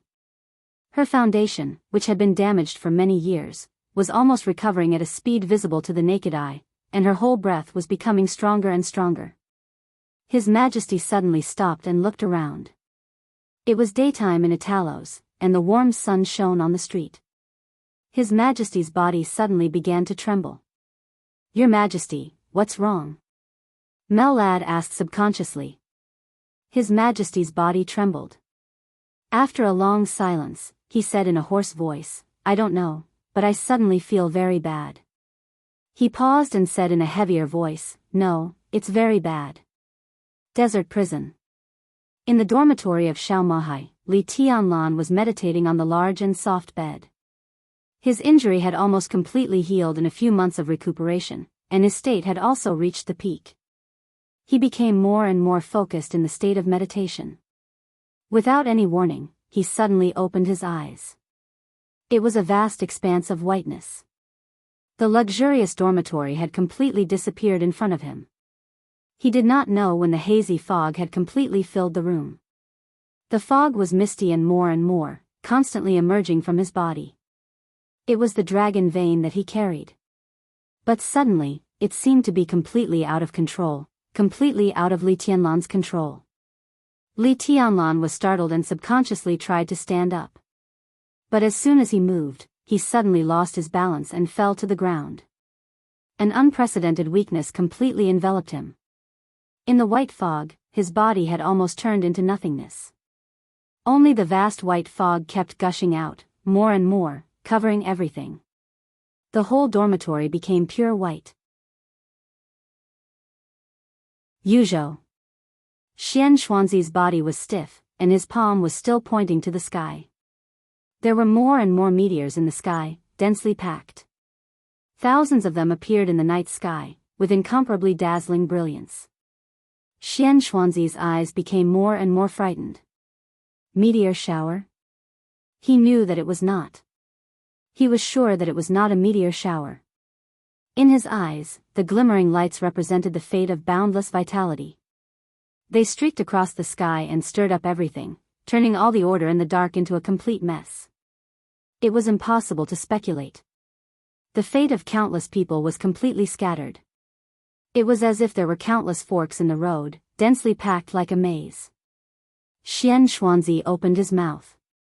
He wanted to say something, but as soon as he opened his mouth, he spat out a large mouthful of blood. Not only his mouth, but also his eyes, ears, and nostrils were full of blood. In the blink of an eye, a large amount of blood had dyed his Taoist robe red, making him look like a bloody man. It suddenly began to snow in Yuzhou City. In the sky full of stars, snowflakes kept falling. It was a heavy snowfall. Xian Xuanzi's body shook and fell. Dongxing Wudi held his body and said in a serious tone, "What's going on?" "Cough, cough," Xian Xuanzi coughed, and every time he coughed, a lot of blood foam came out. His voice was hoarse. Heaven's secret, in the voice that was getting weaker and weaker, he opened his mouth with great difficulty. Heaven's secret is messed up, the fate of the country, messed up. Karma, messed up, divine emperor of 9 heavens.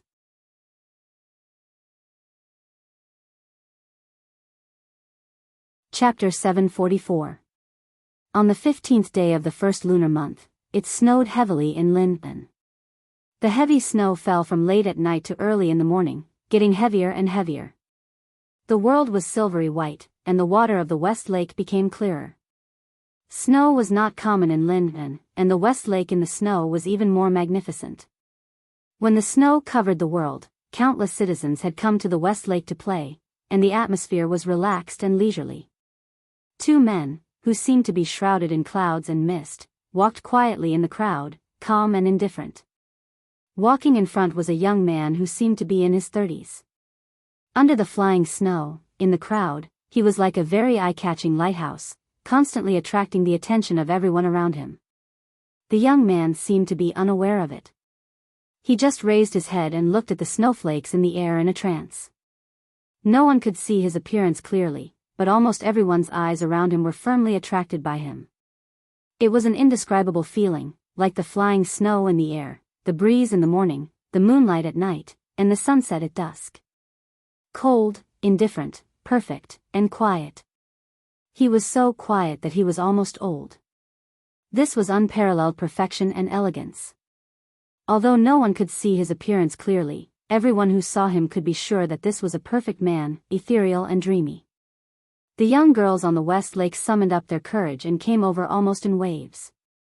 Even if they couldn't get his contact information, it was good to talk to such a man, but no one could get within 3 meters of him. The young man was silent.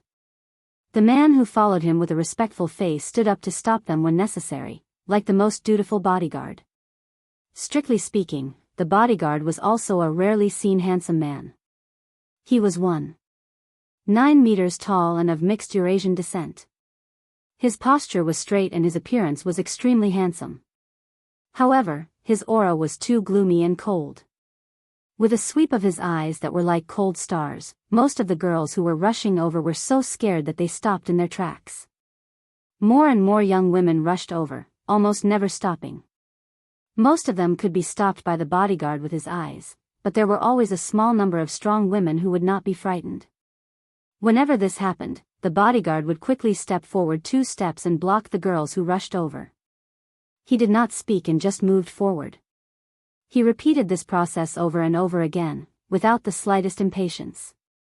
Gradually, there were more and more women behind them, and the scale was getting more and more spectacular, forming a very unique scenery on the West Lake. The bodyguard seemed to be a little impatient. The corner of his mouth moved, and he said hoarsely, "Your Majesty, should I kill these reckless women?" The man who had been watching the snowflakes in a daze shook his head and chuckled. "Forget it."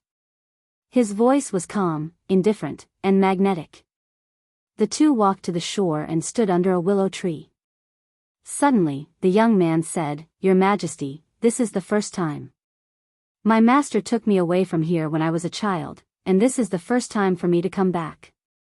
It's been more than 30 years. The bodyguard, who had an incomparably cold and dangerous aura, was unusually docile beside the young man. Upon hearing his words, he bowed slightly and whispered, "Your Majesty, do you want to go to the broken bridge to enjoy the snow of the West Lake of the mountain? I of is day. Of lake. Of time of day. Of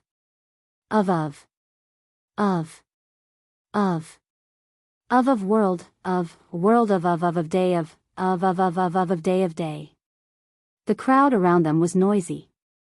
Countless young women following behind the 2 of them did not leave. Their scorching gazes landed on the young man's back. Azura. The young man suddenly spoke. Your Majesty. The bodyguard took a step forward and bowed slightly. There are too many people here.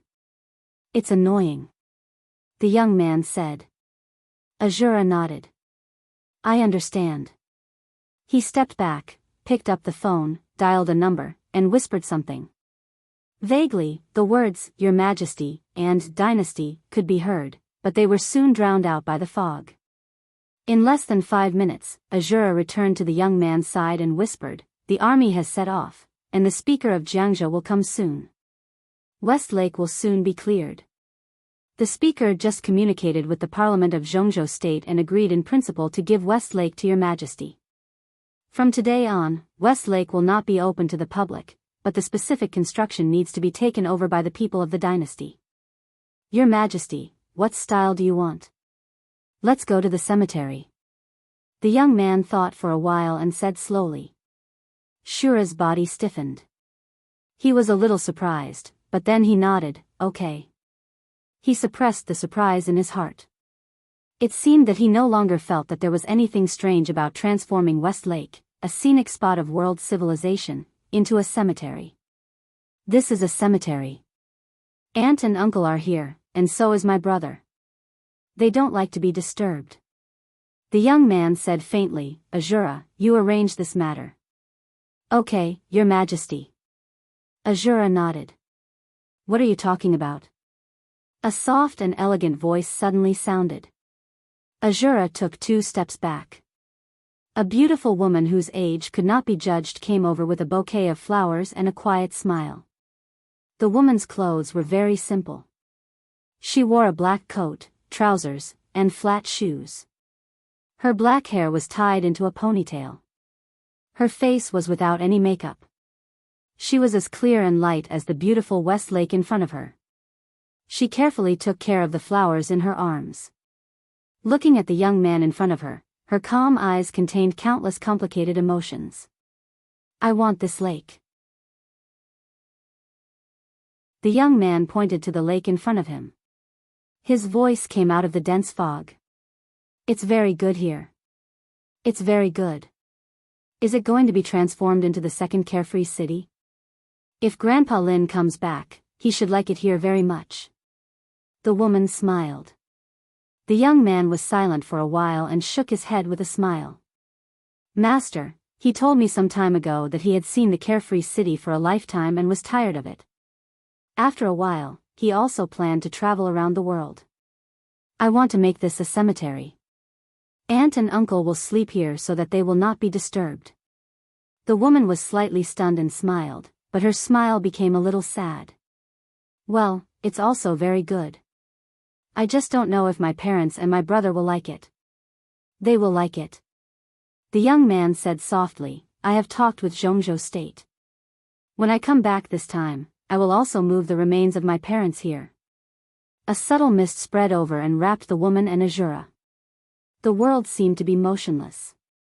But the next second, the 3 had left the shore, crossed the clear lake, and came to a hill. 2 dilapidated tombstones appeared in front of the 3. The woman's hand holding the flowers trembled slightly. She whispered, That's even better. If uncle and aunt come, my parents will not be lonely. I hope so. The young man nodded. I hope aunt and uncle don't hate my mother. We are sorry for them. The woman reached out and touched the young man's hair. She said softly, No, we are a family. Really? The young man looked at the flying snow in front of him. Cousin, do you hate her? My mother. Do you hate her? No. The woman whispered, I may not have liked her before, but when I see you, I don't hate her anymore. When my parents see uncle, they won't hate aunt. We are a family. And grandpa and grandma and grandpa, the young man muttered to himself. The dense mist dissipated around him. A perfectly chiseled face appeared in the air. His expression was still calm, but a trace of blood gradually appeared in the corner of his eyes. Azura. He suddenly opened his mouth and called out. Your Majesty. Azura took a step forward. You have cleaned my grave for 10 years. Do you know who you are cleaning for? His Majesty's voice was a little cold. It's for the family of your Majesty. Azura said hesitantly. His Majesty nodded, reached out to touch the dilapidated tombstone in front of him, and said blandly, My aunt and uncle are lying here. The grave next to it is my brother's. The one standing beside me now is the chief administrator of the dynasty, my cousin, the daughter of my aunt and uncle. Azura's body trembled, and he lowered his head, not daring to look up. This was originally a big family that stood at the peak of Zhongzhou State. Azura, why is it like this? His Majesty whispered to himself in a confused tone. Azura's body trembled more and more severely. With a thud, he knelt on the ground, still not daring to speak. At this moment, he was not a super expert who was famous in the dark world and was about to break through the peak of the invincible realm. He was just an ordinary person who did not know what to do in fear and trepidation. Because of my father, His Majesty smiled softly. Do you know that my father was the heavenly son of that era? Everyone thought that he could lead the family to a new height. He unconsciously stroked the tombstone with his palm and whispered, just when he was closest to success, he failed. My grandfather. His voice was still calm, but the temperature between heaven and earth was getting lower and lower. He was the most famous marshal in Zhongzhou State back then, and even the most famous marshal in the world. He fought hundreds of battles in his life and never failed. No marshal in the world was his opponent. He was a hero all his life. The day after my father failed and died, he took a military plane from the border to Yuzhou, but he died in an air crash. His body has not been found until now. Azura's body crawled down and he did not dare to move. These things might have nothing to do with him, but His Majesty was obviously in a bad mood now. In the past few years, more than one invincible realm expert had died in His Majesty's anger, including an expert at the peak of the invincible realm. Although he was His Majesty's henchman, he did not dare to be too relaxed at this time. My grandmother could have become a member of parliament in Zhongzhou State. As soon as the news of my father's death came, the news of my grandfather's death came. Hey, she quarreled with my grandfather for many years because of my father. After the news came, she vomited blood and fell into a coma. When she woke up, she went completely crazy and died in a mental hospital in the spring of the next year. My uncle was the speaker of Jiangxia. After my grandfather's funeral, he was hit by a car and died on the road as soon as he left the scene. The wind stopped. In an instant, the flying snow tens of thousands of meters above the entire West Lake froze in the air. The extreme coldness spread out with the hill as the center. The army that was ready to clear the West Lake had not arrived yet. The tourists by the West Lake rushed home in a hurry in the extreme cold. My aunt was reported for corruption and bribery. Everything that was reported was unreliable, but some people believed it. She sent my cousin to a friend's house and was thrown into prison. When she was sent to prison, she was 8 months pregnant. My brother was born in prison. On the second day of his birth, it was said that all the bones in his body were crushed. How old was the child? Ha, ha, ha, ha, ha, ha, he cried in prison all day. All day. My aunt knelt down and begged the prison guards to let her take the child to the hospital, but no one paid attention to her. On the night my brother died, my aunt also died in prison. The woman in front of the tombstone put down the flowers and covered her mouth, not daring to cry out loud. Maybe there was another aunt. I don't know if she counted. After my father's accident, she jumped from the highest building in Huading. Her body was long gone. Do you know what happened next? Later, my mother found my cousin and hid me and my cousin, and then... Oh, sorry, I shouldn't have said this. Azura, do you know the reason for all of this? It's the death of your Majesty's father. Azura said in a hoarse voice. He didn't dare not answer. It's true. His Majesty nodded. Do you know why my father died? Azura really didn't dare to answer this time. He naturally knew the answer. almost everyone in the dark world knew it. But since the establishment of the dynasty, no one dared to talk about this topic. Those who dared to talk about it were all dead. His Majesty said it himself, because when my father was closest to success, my mother killed him. For me. She killed my father and put the whole family beyond redemption. That silly woman. Later, she gave birth to me and found my cousin. It seemed that she accompanied me for a while, but I don't remember. Then, she went to find someone to avenge my father. Well, she was the murderer. She took away my father's sword and almost killed most of the people related to my father's death. She herself also died with the enemy in the final battle. During that time, my cousin and I stayed alone in Huading. My cousin was only 5 or 6 years old at that time. She had to find some clean food for me to eat when she went out to pick up garbage. At that time, we were like 2 stray dogs that could be pinched to death at any time. Later, my master looked for us for a long time before he took us back to the city of happiness in Switzerland. So many years have passed. The dark world has been talking about that year, and I have also been studying that year. Many times, I want to ask why. If someone could have mercy, the whole situation would not have been like this. But there were too few people involved in that year. Until a few days ago, I met the Emperor of Huawu. My sword was on his neck, and I asked him why. Do you know how he answered? His Majesty laughed. He said it didn't matter. Because it's not important, I slashed him more than 3,000 times with my sword. I also killed his entire family of 14 and his 3,000 cherry blossom guards. Since he doesn't think that what happened in the past is important, then what I do now shouldn't matter. It really doesn't matter. His Majesty muttered to himself like a calm madman. After all, no matter what I do, those who deserve to die are those who don't deserve to die. He patted the tombstone. They're all dead. But is it over? His Majesty turned around and looked at Azura kneeling in front of him. Tell me, Azura, is it over? Of course it's not over. Azura suddenly raised his head, his eyes blood red. And the Wang family of Beihai.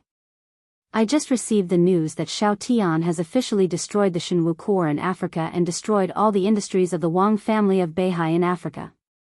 In addition, 3 hours ago, Jing Zhe led the Holy Disarmament Corps to officially attack the headquarters of the Rothschild family and began to clean up all the allies of the Wang family of Beihai in Europe. The woman's eyes were calm and tough. In less than 2 months, everything the Wang family of Beihai has done around the world will become history. Only Beihai province can be preserved.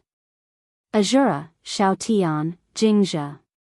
They were the 3 experts at the peak of the invincible realm in the dynasty, and they were the 3 experts who were close to breaking through. There was only one such expert in the Wang family of Beihai, and he was in a very special state. The woman suddenly wanted to appreciate the desperate expression of the hostess of the Wang family of Beihai at this time. I don't allow Beihai province to continue to exist. His Majesty was silent for a while and said slowly.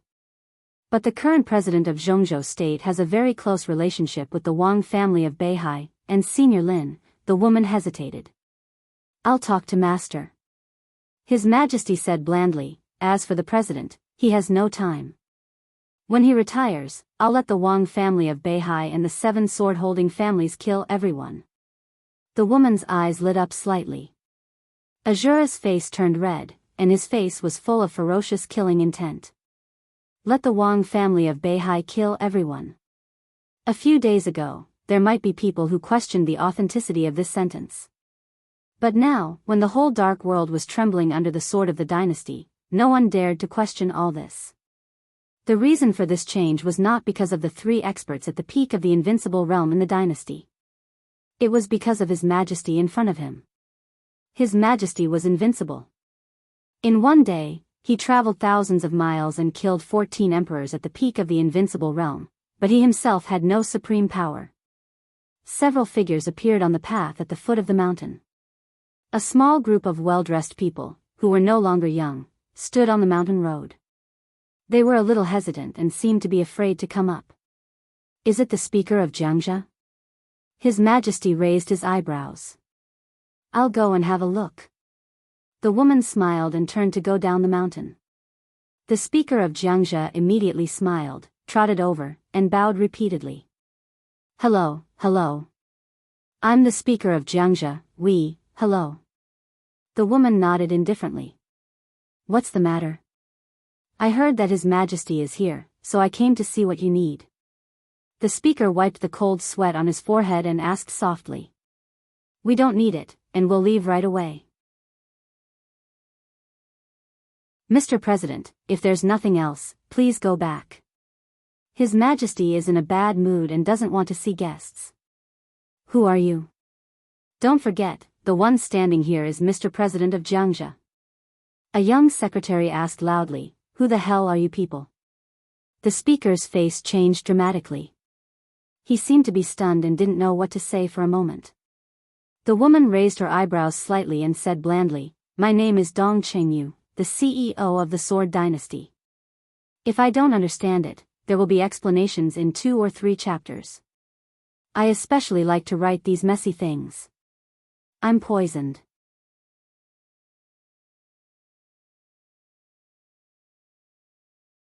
Chapter 745. Sword Dynasty. Dong Qingyu. The speaker's legs felt weak.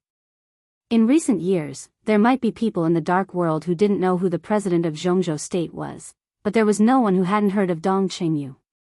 She was the Princess Royal of Sword Dynasty, the chief administrator, and the cousin of His Majesty. Most of the time, she took care of all the affairs of the dynasty for His Majesty. Her status was even higher than that of the 3 experts at the peak of the invincible realm. In the dynasty, when His Majesty's will was silent, Dong Qingyu's will was the will of the entire Sword Dynasty. He had just been promoted and transferred to Jiangxia not long ago. Before that, he was not even qualified to meet Dong Qingyu. Jiangxia was the enemy of the rise of His Majesty's father. When the dynasty was so powerful, the fact that the speaker could come to Wiyue had already explained a lot of problems. Although the Zhongzhou State Parliament was his organization officially, putting aside those superficial things, from the standpoint of the group, Dong Qingyu could be said to be his immediate superior's immediate superior. The speaker didn't expect that his newly elected secretary would have the guts to offend Dong Qingyu. This wasn't loyalty at all. It was stupidity. The chairman's mind was in a mess for a moment. Before he could speak, the secretary mumbled subconsciously, "What the hell is the Sword Dynasty?" Swish. The frozen snow in the air suddenly fell. The speaker felt dizzy. He didn't even feel that he was moving. However, all the people he brought here crossed the mountain road and came to the 2 old tombstones. A calm and indifferent gaze that looked kind but actually had no warmth fell on him. The perfect face of a man appeared in front of the speaker. The speaker felt dizzy for a moment. His Majesty's voice rang out slowly. "Sword Dynasty is mine." Plop. The speaker's knees went weak. He knelt on the ground. His face was pale and his voice trembled. "Your Majesty," he was the speaker of Jiangxia. In the entire Zhongzhou state, he was a bigwig with a high position and power. He should not be so spineless. However, the person he was facing now really had an irresistible power in today's world situation. Sword Dynasty. The strongest power in the dark world. Or, it was the only power in the dark world. Being the only one meant that everything would be unified. It was a dynasty that really occupied the dark world and affected the world structure. In one day, he traveled thousands of miles, traveled to 6 European countries, and killed 14 experts at the peak of the invincible realm. The heavenly emperor Huawu, who was a half-step heavenly talent, the holy war angel of the Vatican, the queen of shadows of the throne of shadows, for many years, the names that had shone in the dark world were dim. The superior of the invincible realm was killed by his sword. They were all ants. But the dark world did not wither. Instead, it became more and more glorious. Countless rays of light had gathered on His Majesty. His martial arts were matchless, and his radiance was boundless. He was not a great man. Tyrant, dictator, arrogant, cold-blooded, ruthless, cruel, crazy, suspicious, temperamental, bloodthirsty. Almost all the negative words could be used on him. Even some of his own people couldn't find any point to refute. Except for Dongqing, he didn't trust anyone. In the 11 years since the establishment of the Sword Dynasty, there had been 9 masters of the Invincible Realm and 3 at the peak of the Invincible Realm, excluding His Majesty. There were only 6 Invincible Realm experts left in the Sword Dynasty. 3 of them didn't die in the hands of the enemy, but in the hands of the temperamental His Majesty. He was like a madman completely immersed in hatred, wantonly squandering his sword radiance and power, killing the whole dark world. Every day, countless people cursed him to die a horrible death and be struck by lightning. But no one and no power could stop him from moving forward. He was the founder and dominator of the Sword Dynasty. He was the chosen one of the Dark World. He was the saint of the Lin clan. He was the sword god, Li Dongqing. Who told you to kneel down? Looking at the speaker kneeling at his feet, Li Dongqing narrowed his eyes slightly. Your Majesty, it's my fault. The chairman's entire body was covered in cold sweat. He really did not have much confidence. The rise of the Sword Dynasty was bloody and cruel. The number of people who had died at the hands of His Majesty, the Sword God, was in the double digits. As a chairman, he really did not think that his identity could protect him. You are the speaker of Jiangxia. Since you can stand here, you are one of my people. Li Dongqing said blandly, don't my people have bones? Stand up, I don't need slaves, just a few of them are enough. He stretched out his palm. Azura bent down at the right time and let Li Dongqing's palm fall on his head. His face was full of fanaticism, and his eyes were filled with glory from the bottom of his heart. The speaker stood up tremblingly, his body shaking slightly. Stand up. Li Dongqing said blandly, you are a member of the dynasty. You don't need to be afraid of anything. Remember, when you contribute to the dynasty, the Sword Dynasty will also support you. Yes. The speaker finally straightened his body and focused his eyes on the legendary majesty in front of him. Li Dongqing was silent for a while, then slowly turned around. He glanced at the tombstone in front of him and knelt down. Azura, Dongqing, the speaker, and the high-level officials of the Jiangxia provincial government all knelt down with him. It was snowing heavily.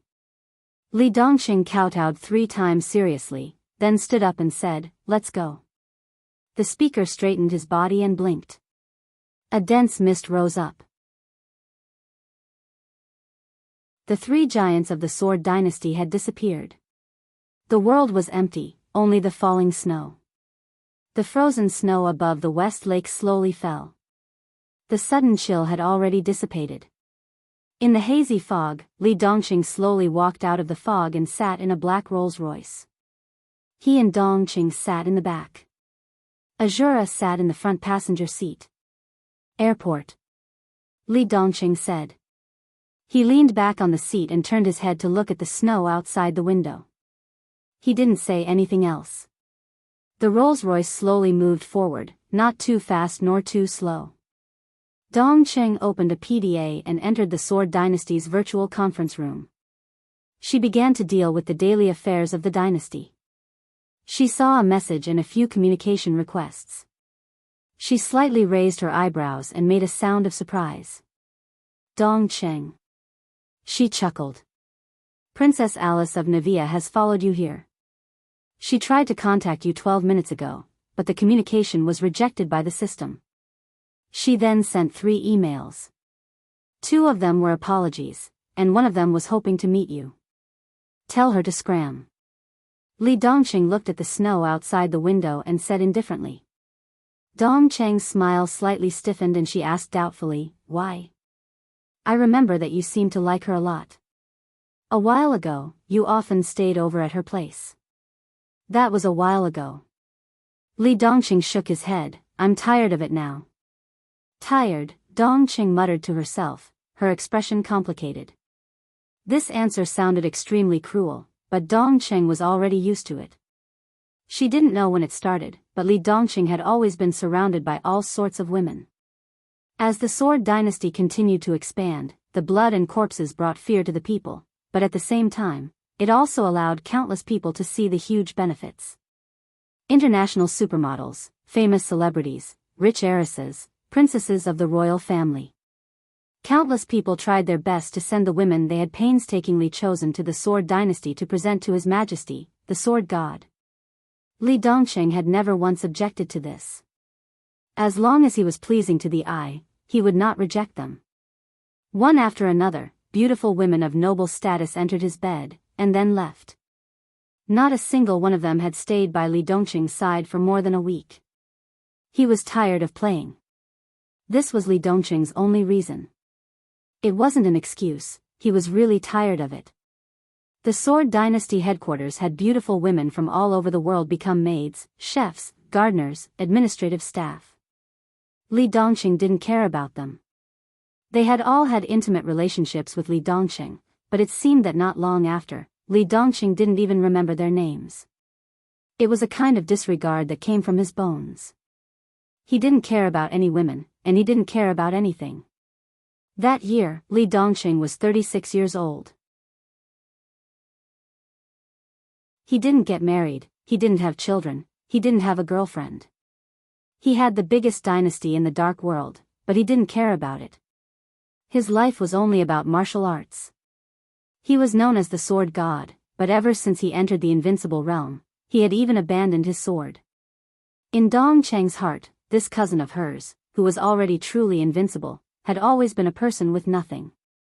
He didn't care about anything, and even instinctively hated this world. He struggled to reach the peak in hatred, and now even the martial arts he cared about the most had reached the end. What else did he have? He had nothing, only silence, only loneliness. He didn't like anything, he didn't care about anything, he didn't want anything, he didn't ask for anything. This was the most boring person, and also the scariest. His life seemed to be just a simple one, and he had turned his life into the most meaningless state. Dongqing. Dongqing softly called out. Yes. Have you been happy? Dongqing's voice was faint, like a sigh. Li Dongqing was silent for a while, then the corner of his mouth slightly raised. That's not important. Then what's important? Dongqing subconsciously raised her voice. Li Dongqing's gaze moved from the snowflakes outside the window to her. Dongqing quietly stared at him, her face red. Cousin is angry. Li Dongqing's voice was very gentle. I know what you are thinking. I know what you're thinking, but that's exactly what I can't figure out. Those women, that Princess Alice, are annoying. I liked them before, but I don't like them anymore. I just want them to stay away from me. What's wrong with that? I don't owe them anything. She is the princess of the Navia royal family. After the fall of Rothschild, almost half of the assets will be transferred to the Navia royal family. This is a transaction. I hate it when they think about these things so complicatedly. What makes them think that by sleeping with me, they will become the mistress of Sword Dynasty? Are they worthy? I only need a woman in my life occasionally, not a companion. Sword Dynasty also doesn't need a mistress. If there really is a mistress, it would only be you, cousin. They aren't worthy. Dongqing's face turned red for a moment. She knew that Li Dongqing didn't mean it that way, but she couldn't help but think too much. She squeezed the computer in her hands, her eyes dazed, and shook her head. The Navia royal family has a lot of influence in Europe. If you reject Alice, it might cause some negative effects. I don't care about that. Li Dongqing leaned back, and said indifferently, everyone has their own thoughts.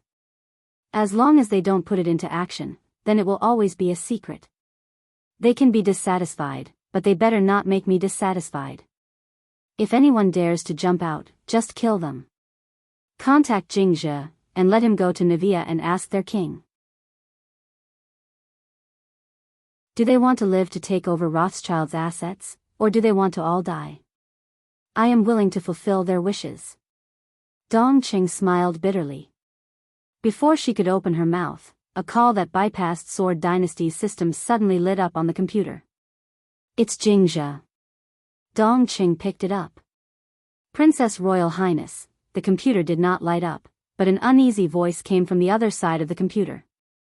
Jingzhe, what's the situation with Rothschild? Dongqing hid all her emotions, and asked calmly. Dynasty has already taken over Rothschild's headquarters. Most of the core members of the Rothschild family have been killed, but Jingzhe's voice became more and more uneasy. Dongqing could even imagine him wiping his cold sweat. Speak. Li Dongqing suddenly opened his mouth, and his tone was simple. Your Majesty. Jingzhe was slightly shocked, and his voice trembled. He hesitated, and said dryly, Your Majesty, I'm useless. I let Paul escape. Dongqing was a little surprised. Paul was the current patriarch of Rothschild, and was also an expert at the peak of the invincible realm. However, he had been seriously injured for many years, and it was impossible for him to be Jingzhe's opponent. Under such circumstances, he actually escaped.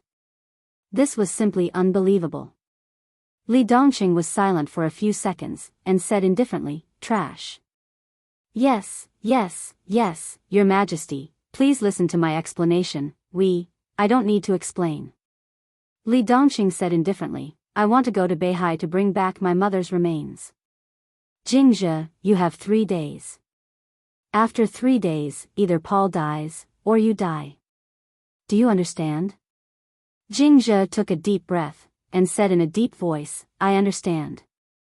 Li Dongqing made a sound of agreement. The call ended. The carriage fell into silence once again. Dongqing was dealing with the files on the computer, and she sent one order after another to all over the world. Go to Beihai first? Yes, Wang Jingxin wants to avoid me. The day before yesterday, he urgently visited Maple, and I insisted on seeing him. I have already informed the top management of Maple. By tomorrow at the latest, no matter what method they use, I want to see Wang Jingxin in Yuzhou. Li Dongqing shook his head. They should be sober now. For my enemies, they are only temporarily safe in Zhongzhou State. I am in Zhongzhou State, and the 160 dynasties are distributed all over the world. Where else can they hide? Dongqing was silent for a moment, and she was in a trance. At this moment, she suddenly thought of the legendary hostess of the Wang family of Beihai. Had she foreseen that this day would come? Maybe, maybe not. But from the year when Dongqing became the holy disciple of the Lin clan, she should have known that this matter was destined to not end peacefully. Her talent was not excellent. After her husband died, she turned herself into a monster. A large number of mechanical metals were implanted into her flesh and blood. Countless gene potions of the Wang family of Beihai were integrated into her body. She used all means, gave up all the superficial things, and forcibly turned herself into the combat capability of the peak of the invincible realm. Everything seemed to be just for self-protection, to protect her Beihai. But what was the use? She could see every development of the Sword Dynasty. Every growth of the Sword God was stepping on the hearts of the superpowers in the dark world. The Lin clan protected him to enter the invincible realm under countless pressures and made countless sacrifices. All of these became the deepest hatred in Li Dongqing's heart. So from the very beginning, the Sword Dynasty was expanding in the craziest manner. From the very beginning, Li Dongqing's orders were mostly 4 words. Kill them all. The royal families of 2 countries. 2 retired presidents. Purgatory of Heaven Capital. Shadow Throne. Kunlun City. Heroes Club. Polar Ground Alliance. Men in Black. Countless strong enemies. His orders were always only 4 words. Kill them all. Their masters, their families, their friends' families, their friends' friends, anyone who had a little relationship with them, he killed them all. Under the will of the Sword God, the whole dynasty was like a hysterical beast venting its hatred, roaring and tearing up all the enemies. If this was a road of revenge, the Wang family of Beihai was undoubtedly the end. Another end. What else could he do besides killing the Wang family of Beihai? It's so pitiful, Dongqing muttered to herself. They don't deserve pity. Li Dongqing said lightly, just like when our family was destroyed, when Grandpa was blown to death, when Grandma went crazy, when Aunt knelt down in prison because of brother, just like when you picked up trash to feed the two of us, sister." His calm eyes seemed to hide endless darkness and ice. "Who pitted us?" "Yes. Dongqing," you said softly, "the Lin clan." Li Dongqing was silent for a long time. "I'm sorry to master, but the Sword Dynasty didn't let the Lin clan down." The Lin clan had indeed sacrificed too much for him. His master had treated him unreservedly, and his master's son, the brilliant man who should have inherited the Lin clan and was like a father to Li Dongqing, had died in the hands of the enemy in order to protect him. For so many years, before the establishment of the Sword Dynasty, the Lin clan had been struggling almost every day. He was sorry to the man who had gradually become old. He could only try his best to compensate the Lin clan with the Sword Dynasty. They all deserved to die. Li Dongqing looked in the direction of Beihai. His voice was very soft. But it had the determination to tear the world apart. A black Rolls-Royce drove into the airport in the wind and snow. A silver private jet was waiting quietly in the airport. The Rolls-Royce drove directly into the plane. The private plane slowly took off, entered the high altitude, and quickly left Linpan. Li Dongqing ate something casually, then sat on the sofa, quietly looking at the sky outside the window. Most of the time, he seemed to be like this. He didn't know fatigue. In addition to fighting, there was only silence. It was a dull, almost dead silence. The flowing clouds outside the window kept moving backward. The sea of clouds was magnificent and floated outside the window. Li Dongqing quietly watched for a while and closed his eyes. It was already afternoon when the plane landed in Beihai. It was also snowing heavily in Beihai. The snow was like goose feathers fluttering in the wind.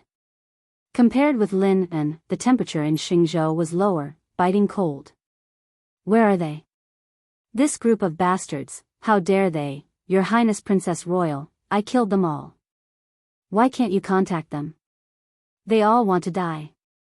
The 5th Corps of the dynasty is stationed in Snow Country. Within 12 hours, I will slaughter Xingzhou." Li Dongqing slowly opened his eyes. His eyes became calm and indifferent the moment he opened them. The hazy fog slowly dissipated as he woke up. Li Dongqing stood up. "Have we arrived?"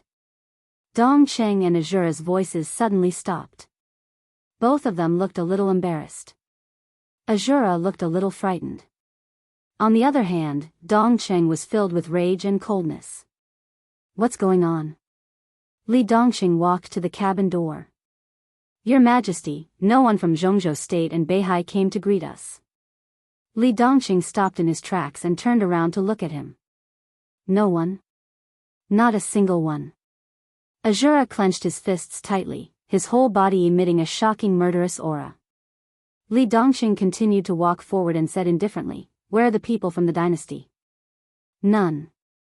Dongqing took over the conversation. Li Dongqing smiled. He had already walked out of the cabin. Looking at the fluttering snow and the empty road, he squinted his eyes and smiled. "Seems like something interesting happened here." Dongqing and Azura did not speak anymore. A grand welcoming ceremony was just something on the surface. But this was the scene of the Sword Dynasty. Other than Zhongzhou State, which country in the world dared to not give this face?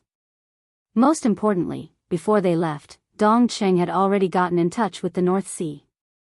Beihai confirmed again and again. Not only Beihai speaker, but the 9 council members of Zhongzhou State, other than Wang Jingxin, from the Prime Minister to the last one, all came to greet His Majesty the Sword God. Everyone was waiting for His Majesty the God of Swords in the wind and snow, including the Mistress of the North Sea. Dongqing did not feel that such etiquette was too much. The Sword Dynasty had enough rights to enjoy all kinds of treatment. The Sword Dynasty had 160 bases all over the world. With the death of Rothschild, the dynasty had practically ruled all of Europe and America. East Island had already surrendered yesterday. No matter which country the Sword God went to, there would be several high-level officials personally greeting him. Dong Cheng had never thought that His Majesty would receive such treatment when he came to Zhongzhou State. No one. Even the people from the dynasty stationed in Xingzhou did not come. Most importantly, all of them could not be contacted at this time. Where did the Wang family of Beihai get the guts to do this? Is Zhongzhou crazy? Dong Cheng found it hard to believe. I heard that the widow in Beihai underwent a crucial transformation. Maybe this gave them confidence? Li Dongqing sat in the car. The car drove out of the airport, but did not enter the underground of Xingzhou. Instead, it drove onto the surface. The entire Xingzhou was covered in snow, but other than that, there was nothing unusual. Li Dongqing squinted his eyes. Azura calmed down. Your Majesty, they are looking for death. Dong Qing did not speak. His Majesty of the Sword Dynasty came to Beihai this time to bring back his mother's remains. The dynasty had a clear requirement. Within 7 days, the whole Xingzhou city must be in mourning clothes. From the widow to the ordinary soldiers, everyone on Mount Dibing must wear mourning clothes. Beihai had started preparing since yesterday. But obviously, all the preparations were gone today. So, our base in Beihai should have been destroyed. Otherwise, they would have come. Dong Qing said slowly, is the Wang family of Beihai ready to fight against the dynasty? They don't deserve it. Li Dongqing shook his head. Let's go and have a look. In the dense fog, the three suddenly disappeared in the car. Before the black Rolls-Royce left the city, Li Dongqing slowly walked out of the hazy fog. Mount Dibing was covered in snow. The quiet path had been cleaned up. Standing in front of the path, Li Dongqing quietly looked at the sacred mountain that symbolized the supreme power of Beihai. Still no one came to greet him. No one wore mourning clothes.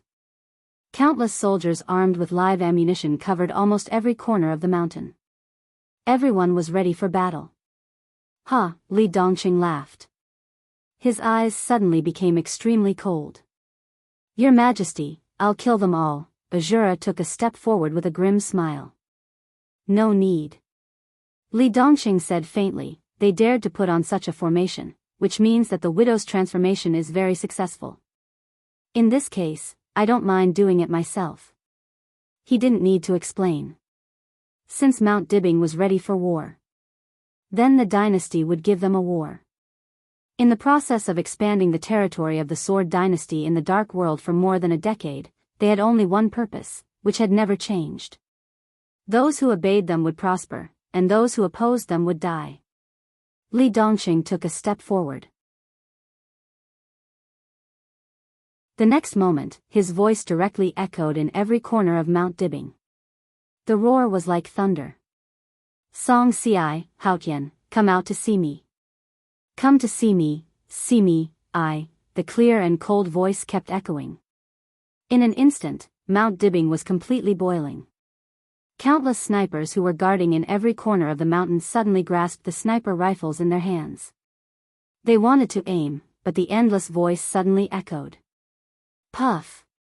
The bodies of countless snipers hiding in the mountains suddenly exploded into pieces of flesh and blood all over the sky. Mount Dibing was in chaos. A cold voice rang from the distant top of the mountain. Who? In the face of such a question, Li Dongqing's eyes became more and more cruel. You, he raised his palm. The wind and snow in the distance trembled slightly. A fallen leaf covered by the wind and snow fell into his hand. Damn you all. At this moment, there was no sword in his hand.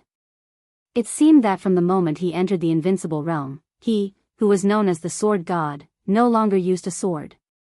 The leaf that fell into his hand was thrown out by him. The world was silent. The world was originally silent. However, amidst the extreme silence, the quiet world suddenly became incomparably chaotic. It was like a wind blowing. The leaf suddenly burst forth with an incomparably dazzling light. There was no sound. The mighty sword intent shrouded Mount Dibing in an instant. Around Mount Dibing, every flower, every tree was torn apart. In the extreme silence, the the fallen leaf spun crazily in the air and kept moving forward, getting bigger and bigger, almost covering the entire sky. One leaf covered the sky. Mount Dibbing. Stage of formidable person. Summer Solstice, who had completely recovered to her heyday, suddenly turned back and stared at the foot of the mountain. In the unseen world, there seemed to be a sharp light that could tear the sky and the earth suddenly rushing over. The wildly spinning leaf kept flying. All the leaves on the whole mountain seemed to fly up under this sword, covering the wind and snow and the sky. The whole Mount Dibbing was torn under this sword. There were only leaves in front of her. But in her perception, there was sword light between heaven and earth. Endless sword light surged from the foot of the mountain. The internal guards stationed at the foot of the mountain were all killed in an instant. The elites hidden in the mountain were smashed by the sword chi. Thunder-shocking realm, fire-flaming realm, ice-condensing realm. Countless people and countless elites turned into flesh and blood all over the sky without any room for resistance. Mount Dibbing trembled wildly. The sword energy had gone deep into the ground. Wherever the sword light passed, the road along the way had been completely cut in half. Several deep underground laboratories kept exploding under the pressure of the sword energy. The overwhelming leaves rushed to the top of the mountain. Every leaf was glowing. The gloomy sky was completely illuminated, as if it were daytime. The grand hall that had been built at the top of Mount Dibbing instantly turned into powder. Whether it was the strongest alloy or the trees, they were all torn like a piece of thin paper under the sword light. Mount Dibbing was completely torn apart. From the bottom to the top, it was torn into two peaks. The leaves that covered the sky were still surging and directly appeared in front of summer solstice. Buzz! The silver moon sword on the stone of formidable person seemed to feel its own threat. The body of the sword suddenly vibrated, driving the boulder below to suddenly rotate. The surging sword intent directly swept into the leaves. Compared with the leaves that covered the sky, the sword light of the silver moon was like a small river in front of the sea. There was no comparison. But as the sword light blended into the leaves, the entire mighty sword energy suddenly became extremely scattered. The sword intent that was condensed to the extreme suddenly seemed to have two wills. The mighty sword energy was madly weakened. One part was still rushing to summer solstice, while the other part crossed the sky and went straight into the deep sea. Boom! Nearly half of the power of the sword was directly diverted, and the sea surged crazily. Suddenly, a tsunami that was hundreds of meters tall appeared on the surface of the sea thousands of meters away. A small warship suddenly exploded under the sword will. In the fire that soared into the sky, the extremely sharp sword will lit up in the fallen leaves for a moment. It was like the light of the 6 paths of reincarnation, but it was instantly extinguished. Summer Solstice's body was thrown up by the surging sword light. Countless leaves penetrated her body. She was covered in blood and hit hard on the stone of formidable person. Her whole face was pale, and there was only fear in her eyes. She could not imagine the power of this sword. Even if it was only half of the sword's power, she was still seriously injured in an instant. Someone at the foot of the mountain seemed to make a sound. Li Dongxing took another step forward. His step directly crossed countless dead bodies. 1 step ago, he was still at the foot of the mountain. The next second, he had appeared directly on the stage of formidable person. Summer Solstice fell in front of the stone. She was covered in blood and her face was full of disbelief. She stared at the young man in front of her and said in a trembling voice, "Who are you?" Li Dongxing glanced at her. He only felt that she was a little familiar, but he could not remember where he had seen her. Besides Song Ci, when did the Wang family of Beihai have another expert at the peak of the invincible realm? He frowned and said blandly, "Li Dongxing of the Sword Dynasty. Who are you? Where is Song Ci?" Summer Solstice was a little confused. She did not know why he mentioned Song Ci. She took a deep breath and said, "I am Summer Solstice." The air suddenly became extremely quiet. Li Dongxing stood stiffly where he was. The silver moon sword suddenly left the stone of formidable person and fell into Li Dongqing's hand intimately. Li Dongqing was silent for a long time. He stroked the silver moon sword in his hand.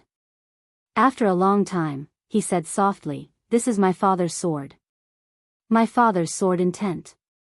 No wonder, Summer Solstice's pupils suddenly contracted for a moment, as if she was greatly stimulated. Li Dongqing raised his eyelids. "You are Summer Solstice?" he asked. Summer Solstice nodded, a little stupefied. Li Dongqing put the silver moon sword back into the stone of formidable person and was silent for a long time. He felt that the woman in front of him was a little familiar. He felt that the name Summer Solstice was a little familiar. It was not until now that he remembered where he had heard the name. He raised his head and looked at the flying snow in the air. His eyes became a little confused. So, he stood on the stage of formidable person and asked, "Where am I now?"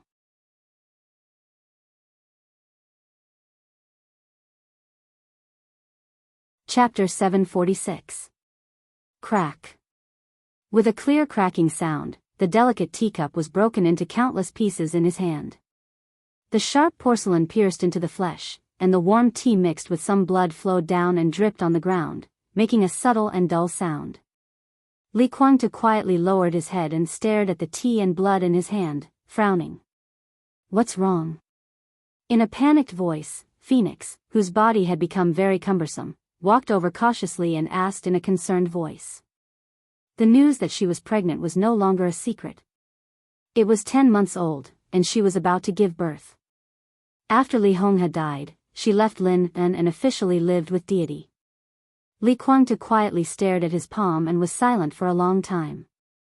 Phoenix looked at him nervously and subconsciously touched her belly with both hands. The child's gender had been checked. It was a boy. Li Kuangtu seemed to have been in a happy mood because of the news. But at this moment, Phoenix clearly saw an emotion on his face that she had never seen before. She couldn't tell what that emotion was. It was as if countless negative emotions were mixed together. It was faint, but it was clearly there. Hesitation, confusion, anger, incomprehension, and a little panic and inexplicable. "I don't know." Deity shook his hand. "It's just. I suddenly feel very bad." It was as if he was about to lose the most important thing in his life. He did not know what he was going to lose, but the feeling of losing something was so strong that he could clearly hear his heart beating faster and faster. The injuries that he had initially suppressed were showing signs of relapse again.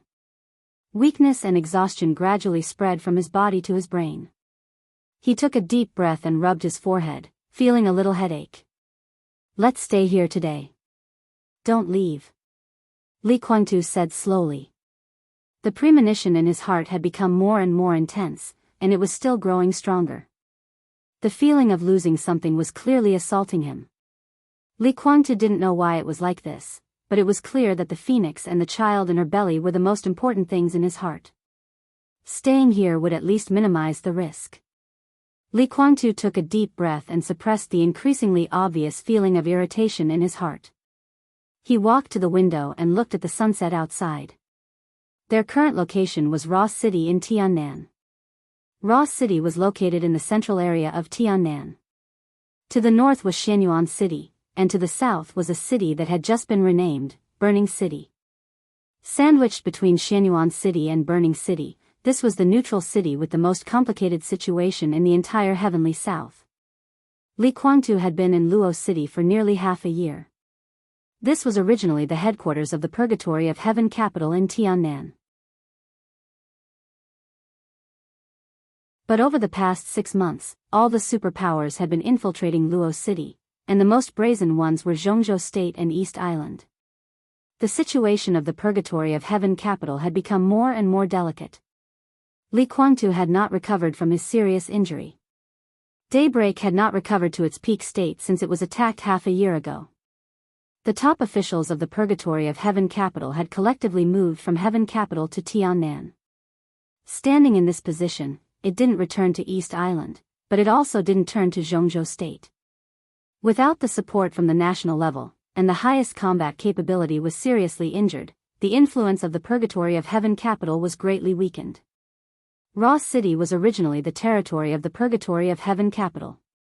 When the Purgatory of Heaven capital was first established, Deity in his peak state once fought with Wang Tianzong here, which completely established the influence of the Purgatory of Heaven capital in Tiannan. Now Ross City was constantly being infiltrated by other forces. In the base camp of Heaven capital and even in the entire East Island, Wuji Palace and Jifeng Sword Raining School were also devouring the interests of the Purgatory of Heaven capital. East Island completely turned a blind eye to this, but everyone could clearly feel that East Island's patience was gradually fading. Li Kuangtu didn't express his position, and East Island was getting more and more vigilant towards the entire Purgatory of Heaven capital. Some of the old people of the Purgatory of Heaven capital had already joined Xianyuan City. Li Kuangtu often looked in the direction of Xianyuan City and remained motionless. The Purgatory of Heaven capital had appeared in the Dark World for only 4 years, but with his serious injury in Eastern Europe, the entire Purgatory of Heaven capital had given people the impression that it was past its prime. But Xianyuan City 100 miles away was like the rising sun. In the past 6 months, although Li Tianlan was still in the desert prison, the situation in Xianyuan City had gradually become stable. The system of Xianyuan City was not modeled after that of Zhongzhou State, and there was no Xianyuan City parliament. After Mayor Ning Qianqing's position was gradually stabilized, he appointed the chief judge and chief administrative officer of Xianyuan City. Almost every day, Xianyuan City was getting closer and closer to the peak. Li Kuangtu didn't express any opinion on this and kept silent. The sun outside the window gradually sank. Li Kuangtu was silent for a long time, and his frown became tighter and tighter. The intuition that he was about to lose something had almost become a substance. He couldn't do anything about it, and he didn't even have a clue. "Your Highness, have some tea." Phoenix made a cup of tea and handed it to Li Kuangtu. "You don't have to do these things." Li Kuangtu took the teacup and said, "Pay attention to rest." "It's okay." Phoenix smiled sweetly. "The doctor also said that proper exercise is good for me and the baby." Li Kuangtu smiled and reached out to touch Phoenix's face. The palm that was cut by the ceramic was stained with blood, and it fell on Phoenix's face. Li Kuangtu's smile completely froze. He lowered his head and looked at his palm that was still bleeding. The blood beads flowed very slowly.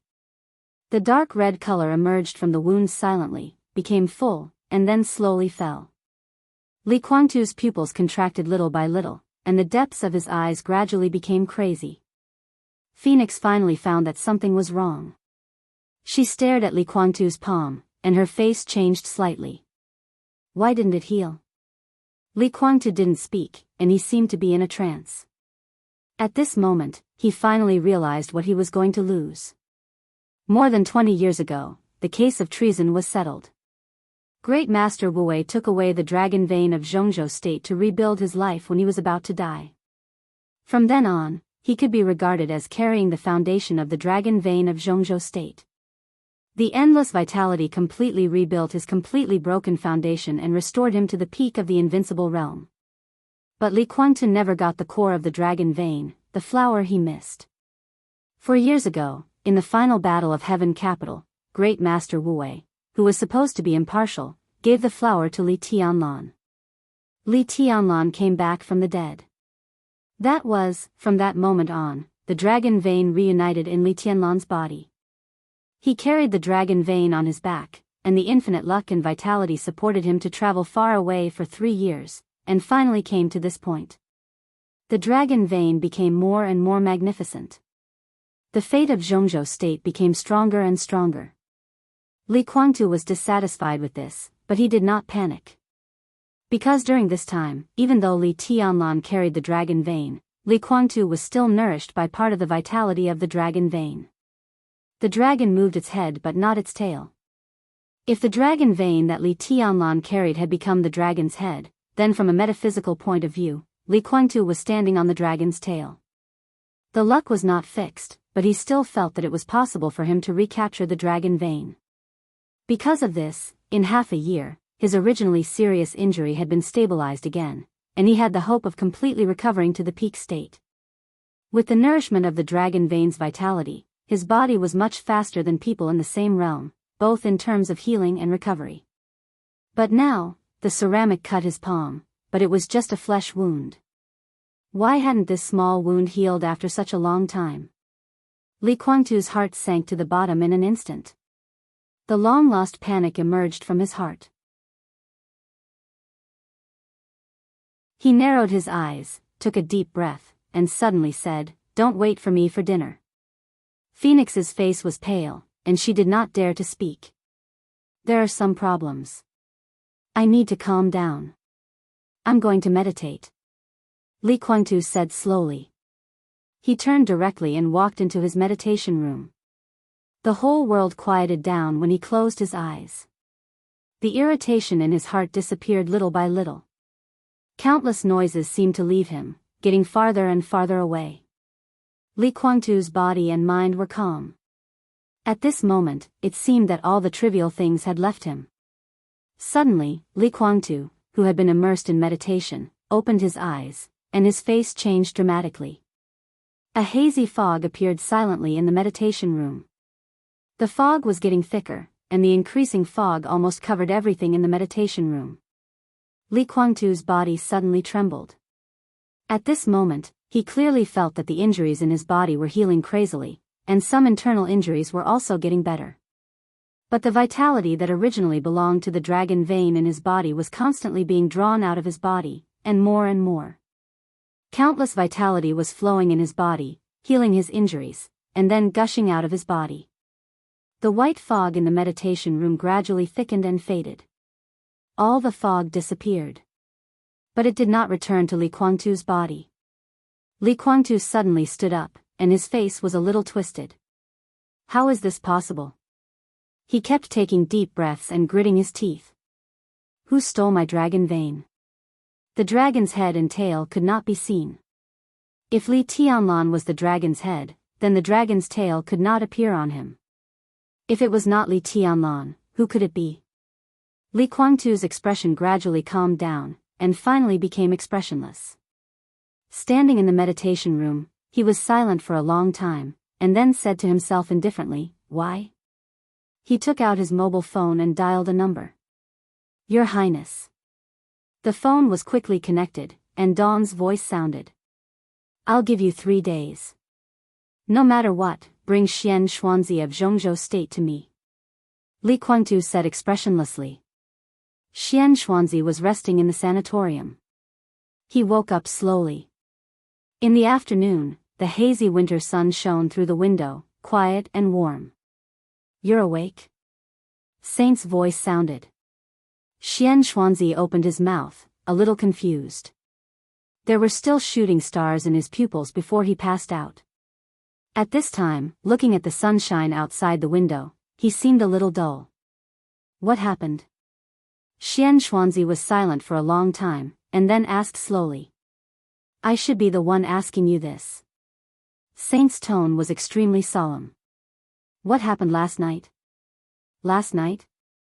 Xian Xuanzi asked back. "You've been in a coma for nearly 18 hours. Have you forgotten what happened last night?" Saint asked with a frown. Xian Xuanzi was silent for a while, then he smiled bitterly and said softly, "What did you see last night?" Saint was slightly stunned. His eyes were full of thoughts, and finally, they all turned into fear and dread. Xian Xuanzi looked at him quietly, without saying a word. "Sword light." After a long time, Saint finally gave his answer softly. At that moment last night, when he looked up at the starry sky, all he saw was sword light. Tens of thousands of sword lights cut through the sky like shooting stars, illuminating the night sky. They were incomparably gorgeous, but extremely dangerous. The sword light flew wantonly, and at that moment, it seemed to tear the world apart. Saint was already an expert of the invincible realm, but in the face of the overwhelming sword light, he didn't even have a chance to resist. At that moment, he was like a real nonentity, or a weak child facing an expert at the peak of the invincible realm. He didn't even have the desire to resist. "It's sword light," Xian Xuanzi said to himself. What about you? Saint suppressed the fear in his heart and asked, what did you see? That's luck. Xian Xuanzi said softly, the overwhelming luck and karma suddenly became chaotic. If it was in the eyes of ordinary people, it might be a shooting star. In different people's eyes, there are different scenes, but in the end, it's all karma. He paused and said softly, something is going to happen. It's already happened. Saint took a deep breath. When the president met Yi Dongxing last night, he suddenly fell into a coma without warning and hasn't woken up yet. Tianlan also fell into a coma in the desert prison. All the instruments have been used, but we can't find out what's going on. The nation's fate is in turmoil, and karma is intertwined. Those related to the nation's fate will definitely be affected. Xian Xuanzi said softly. When he spoke, his expression was calm, but there was a flash of complexity in his eyes. Intertwined karma? Saint frowned tightly. He didn't believe in the so-called karma and destiny, nor did he believe in the so-called metaphysics. He had seen great Master Wu Wei, and he was no stranger to Xian Xuanzi. Saint was very annoyed by this. He felt that these people were always mysterious and didn't speak human language, talking about things that he couldn't understand. But it didn't mean that they didn't exist. Saint generally stayed away from these people, but in this situation, how could he stay out of it? What do you mean? Make it clear. This is the clearest way to put it. Xian Xuanzi said slowly, I'm not an immortal. How can I make it clear? You think we're mysterious because we can only speculate. What you want is something that we can understand. We're not immortals, so how can we know? Last night, the mystery of heaven was chaotic, and I don't know what would happen. But some karma may be reversed. If the karma already exists, will the previous cause still happen? A lot of things may be intertwined. Some people who shouldn't have appeared, things that shouldn't have happened, shouldn't stop. Saint had a splitting headache and said directly, I don't care about that. How can I wake Tianlan up? Xian Xuanzi thought for a while and said softly, the dragon vein hasn't changed, and Tianlan should be fine. He sat up from the bed. I want to take a shower. Shower and change clothes? Saint was shocked for a moment. Just take a shower. Xian Xuanzi's mouth twitched and he walked into the bathroom of the ward. He took a quick shower and came out in less than half an hour. He wore a brand new Taoist robe, a snow-white horsetail whisk, and his dry long hair had been combed neatly. He looked like an immortal again. I want to see my daughter. Xian Xuanzi said. Saint spread out his hands. Go ahead. Xian Xuanzi nodded and turned to walk into another ward. Li Shi lay quietly on the bed, motionless. Xian Xuanzi sat beside her, reached out his hand, and stroked her hair with a trembling hand, without saying a word. What are you thinking about? Saint came in and asked. I'm thinking about her daughter. Xian Xuanzi looked at Li Shi with kind eyes and murmured. Kunlun City is now closed, and we can't see her. Saint was silent for a while and said slowly. Xian Xuanzi's voice fell silent. The sunlight slowly shifted in the sky. After a long time, Xian Xuanzi smiled and said, let's take a photo together. Saint looked at his smile and seemed to understand something. He found a camera and took a photo of the father and daughter seriously. Xian Xuanzi took a deep look at Li Shi, stood up, and said, arrange a helicopter. I'm going to the desert. Saint nodded and replied, yes. Xian Xuanzi left the ward, slowly went downstairs, slowly walked out of the inpatient building, came to the door, and waited silently. The sound of the helicopter whistling was faint, getting closer and closer. A monk, who looked a little tired, came from a distance. Xian Xuanzi took a few steps forward and took the small box with a flower on it from the monk. The helicopter gradually rose in the afternoon sunlight and flew to the desert. Body temperature is normal. Heartbeat is a little slow, but very powerful. Combined with the physical strength of His Highness, heartbeat is normal. Blood pressure is normal, and no virus is found in the blood. His Highness has no wound, and he is very healthy. In the warden's dormitory of the desert prison, countless physicians and doctors of traditional Chinese medicine from various fields in Zhongzhou State were busy, and everyone's faces were obviously filled with helplessness and anxiety. Lieutenant General Xiao Mahai of Zhongzhou State stood at the door and looked at this scene with a pale face. His body was cold, and he was at a loss. Li Tianlan had been in a coma for nearly a day. His coma came without warning, and there was no clue at all. Xiao Mahai only remembered that countless white mist came out of his dormitory. The endless white mist almost covered the whole prison, completely ignoring the obstruction of the room. In the familiar prison, Xiao Mahai stumbled through the white mist, and it took him nearly an hour to find Li Tianlan in a coma. Xiao Mahai, who was almost scared silly, reported the situation to Dongqing Wudi at once. Dongqing Wudi and Bai Qingxian rushed to the desert prison as soon as possible. 3 hours after they arrived at the prison, a large medical team with various instruments also rushed over at the same time. The doctors had been busy until now. All kinds of instruments showed that Li Tianlan's physical indicators were completely normal, and doctors of traditional Chinese medicine did not find anything abnormal when they felt his pulse, but Li Tianlan was in a coma. It was inexplicable, and everyone could not figure out what was going on. Did Tianlan show any discomfort before? Dongqing Wudi came to Xiao Mahai and asked. No. Xiao Mahai's body shook and he said with a wry smile, when we had dinner together, His Highness said that his injury had recovered and he felt very good. But just after dinner, he became like this. His Highness had dinner with us before he fell into a coma, and I also ate. After some leftovers were tested, it proved that there was no toxicity, and no poisonous gas was detected in the air. Minister, It's okay. Dongqing Wudi reached out and patted Xiao Mahai on the shoulder. Don't worry. His voice was very calm. When he said this, he subconsciously glanced at Bai Qingxian beside him. Outside Hanggu Pass, when the weapons research base of the Dongqing clan was completely exploded, Bai Qingxian also vomited blood and was in a coma for a while, but there was no problem with the examination. Only a few hours later, Bai Qingxian woke up. Dongqing Wudi felt that Li Tianlan's current situation should be the same as Bai Qingxian's, but he did not know why he was in a coma for so long. Do you want to go back to Yuzhou? Bai Qingxian pulled Dongqing Wudi's hand and asked in a low voice. On this day, the whole Zhongzhou state was a little chaotic. The news that President Li Huaqing suddenly fell into a coma when he met Yi Dongsheng had spread in a small circle. At present, it was said that Yi Dongsheng had been closely monitored. At such a sensitive time, Dongqing Wudi, as the standing minister of the army headquarters, was the most appropriate person to be in charge of Yuzhou. It was inevitable that he would be criticized if he came to the desert prison at this time. It's okay. Dongqing Wudi shook his head. The situation will not be chaotic.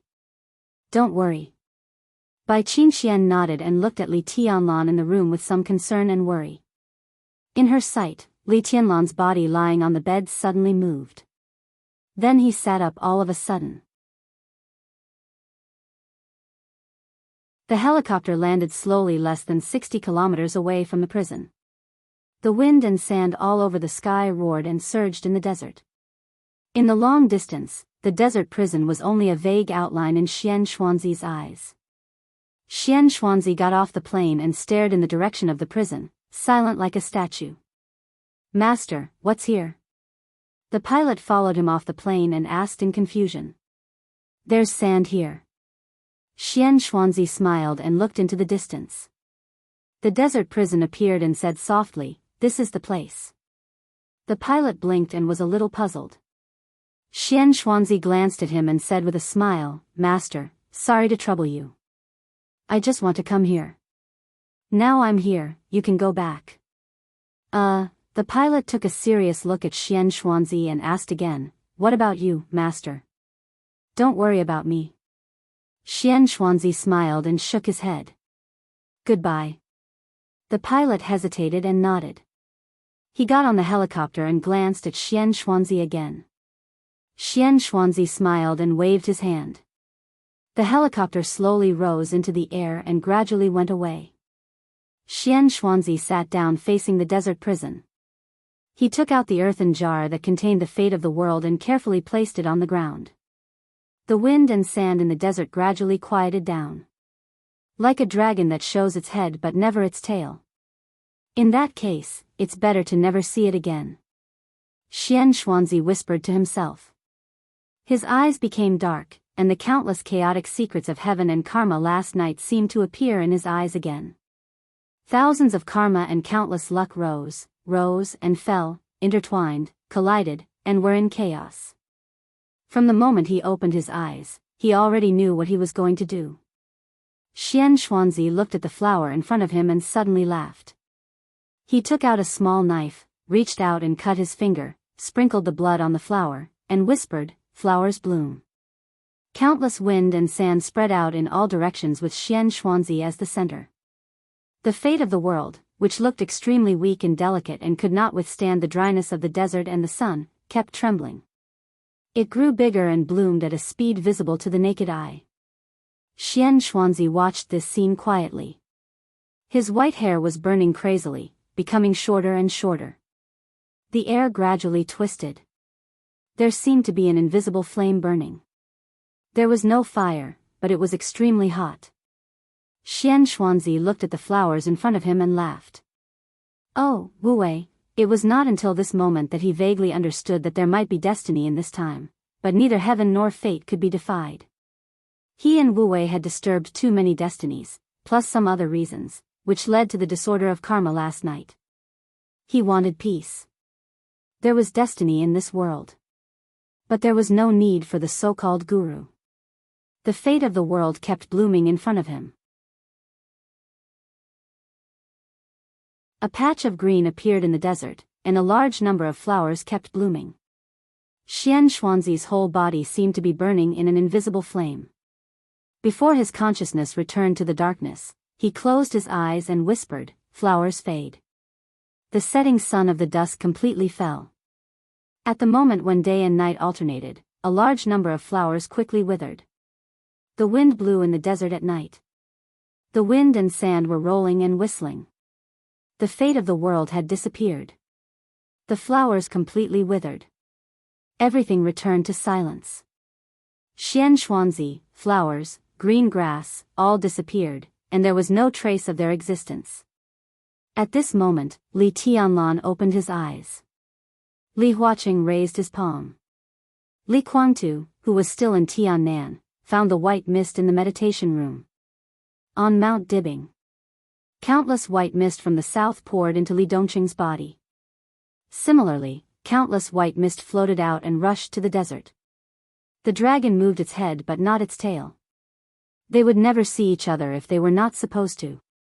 In the desert and on Mount Dibing, the two people who carried the dragon vein seemed to be completely intertwined. The fate of the world flowers bloomed and fell. At this moment, there was no dragon tail, no dragon head.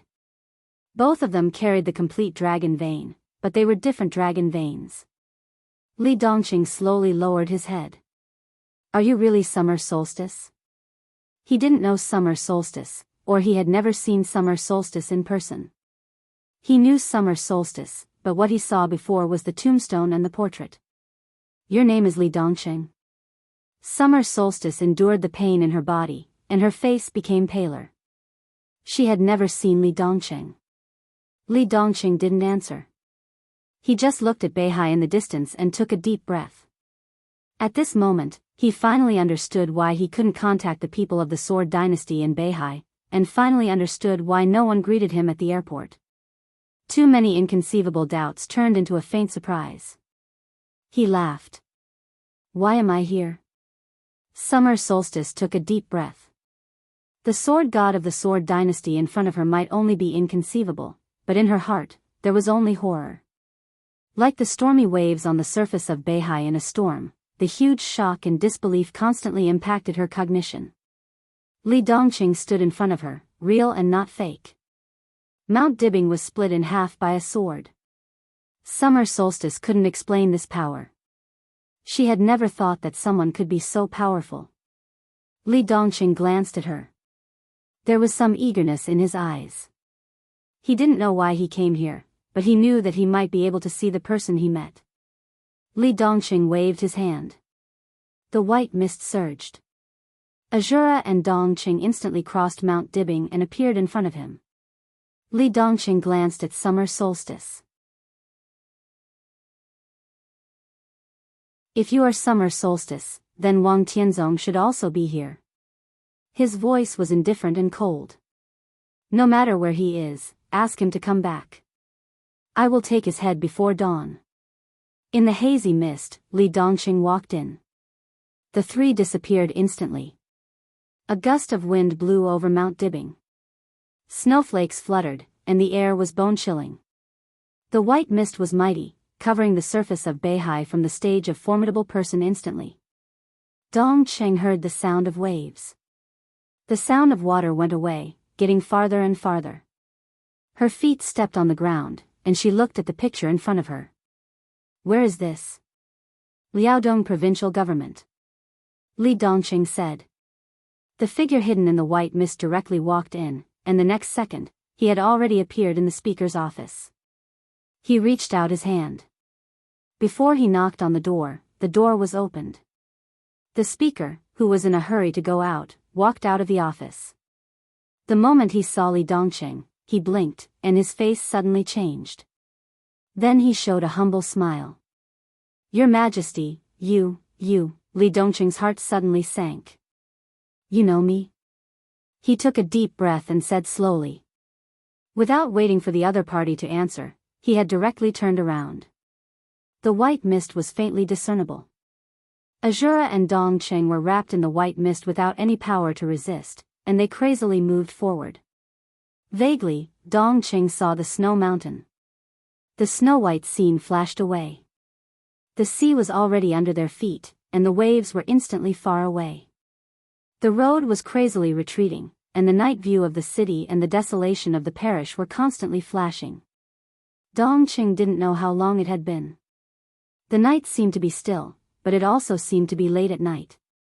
Li Dongqing stopped. A somewhat dilapidated ancestral hall appeared in front of the two. Dongqing didn't ask where it was. She knew very well where it was. Luojing, Zhongyuan. The ancestral hall of the Dongqing clan. Li Dongqing's eyes became more and more indifferent. He was so familiar with all of this. But this was not what he wanted to see.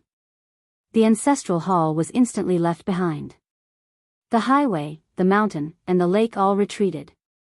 Dongqing grabbed Li Dongqing's sleeve in a daze. The wind blew through the white mist. In front of them was already a desert. The prison was lit. Li Dongqing walked out of the white weapon. The harsh alarm sounded in an instant. Dongqing didn't react at all. The sky full of lasers and artillery fire had directly covered every corner of the surrounding dozens of kilometers. Azura's expression changed dramatically. Such violent artillery fire, even if he was a super master who was about to break through the peak of the invincible realm, he couldn't bear it. Get out of here. Li Dongqing took a step forward, and in an instant, a vast sword aura suddenly burst out like an ocean. The surging sword light almost lifted the entire desert, and the powerful sword will tore the surface of the earth, penetrating deep into the ground. In the violent explosion, the two military bases located underground in the desert prison suddenly exploded, and the entire desert was shaking. The violent sound had already alerted the warden of the desert prison. Countless guards and wardens rushed out. The moment they saw Li Dongqing, their faces changed dramatically and they knelt down directly. Li Dongqing's expression was expressionless. He looked at the crowd kneeling in front of him and asked, "Do you know me, too?" "Your Majesty, this, I don't know." The warden was trembling all over and was already incoherent. "Why do you want to know me? Why? Why do you know me?" Li Dongqing suddenly raised his eyebrows. The sword Qi, which was as powerful as a mountain and as mighty as a tsunami, suddenly rushed out in his extreme rage. The warden, the guards, and the entire prison directly turned into pieces the moment they came into contact with the sword energy. The prison that held countless prisoners turned into ruins, and everything around it became a dead zone. Li Dongqing narrowed his eyes, and his aura became more and more crazy. Dongqing, what's wrong? Dongqing's face was pale. She rarely saw Li Dongqing in this state, or even never saw him like this. Li Dongqing was silent for a long time. His voice seemed to be squeezed out from his teeth. We are back. It was like he didn't know why he went back. He didn't know why they came back. But he still had too many people he hadn't seen. Too many people he wanted to kill were not killed. Li Dongqing closed his eyes and whispered, I want to see them, even if it's just a glance. You're tuning into the Romantic Tales YouTube channel. Don't forget to subscribe and join us on this journey to catch the most captivating stories.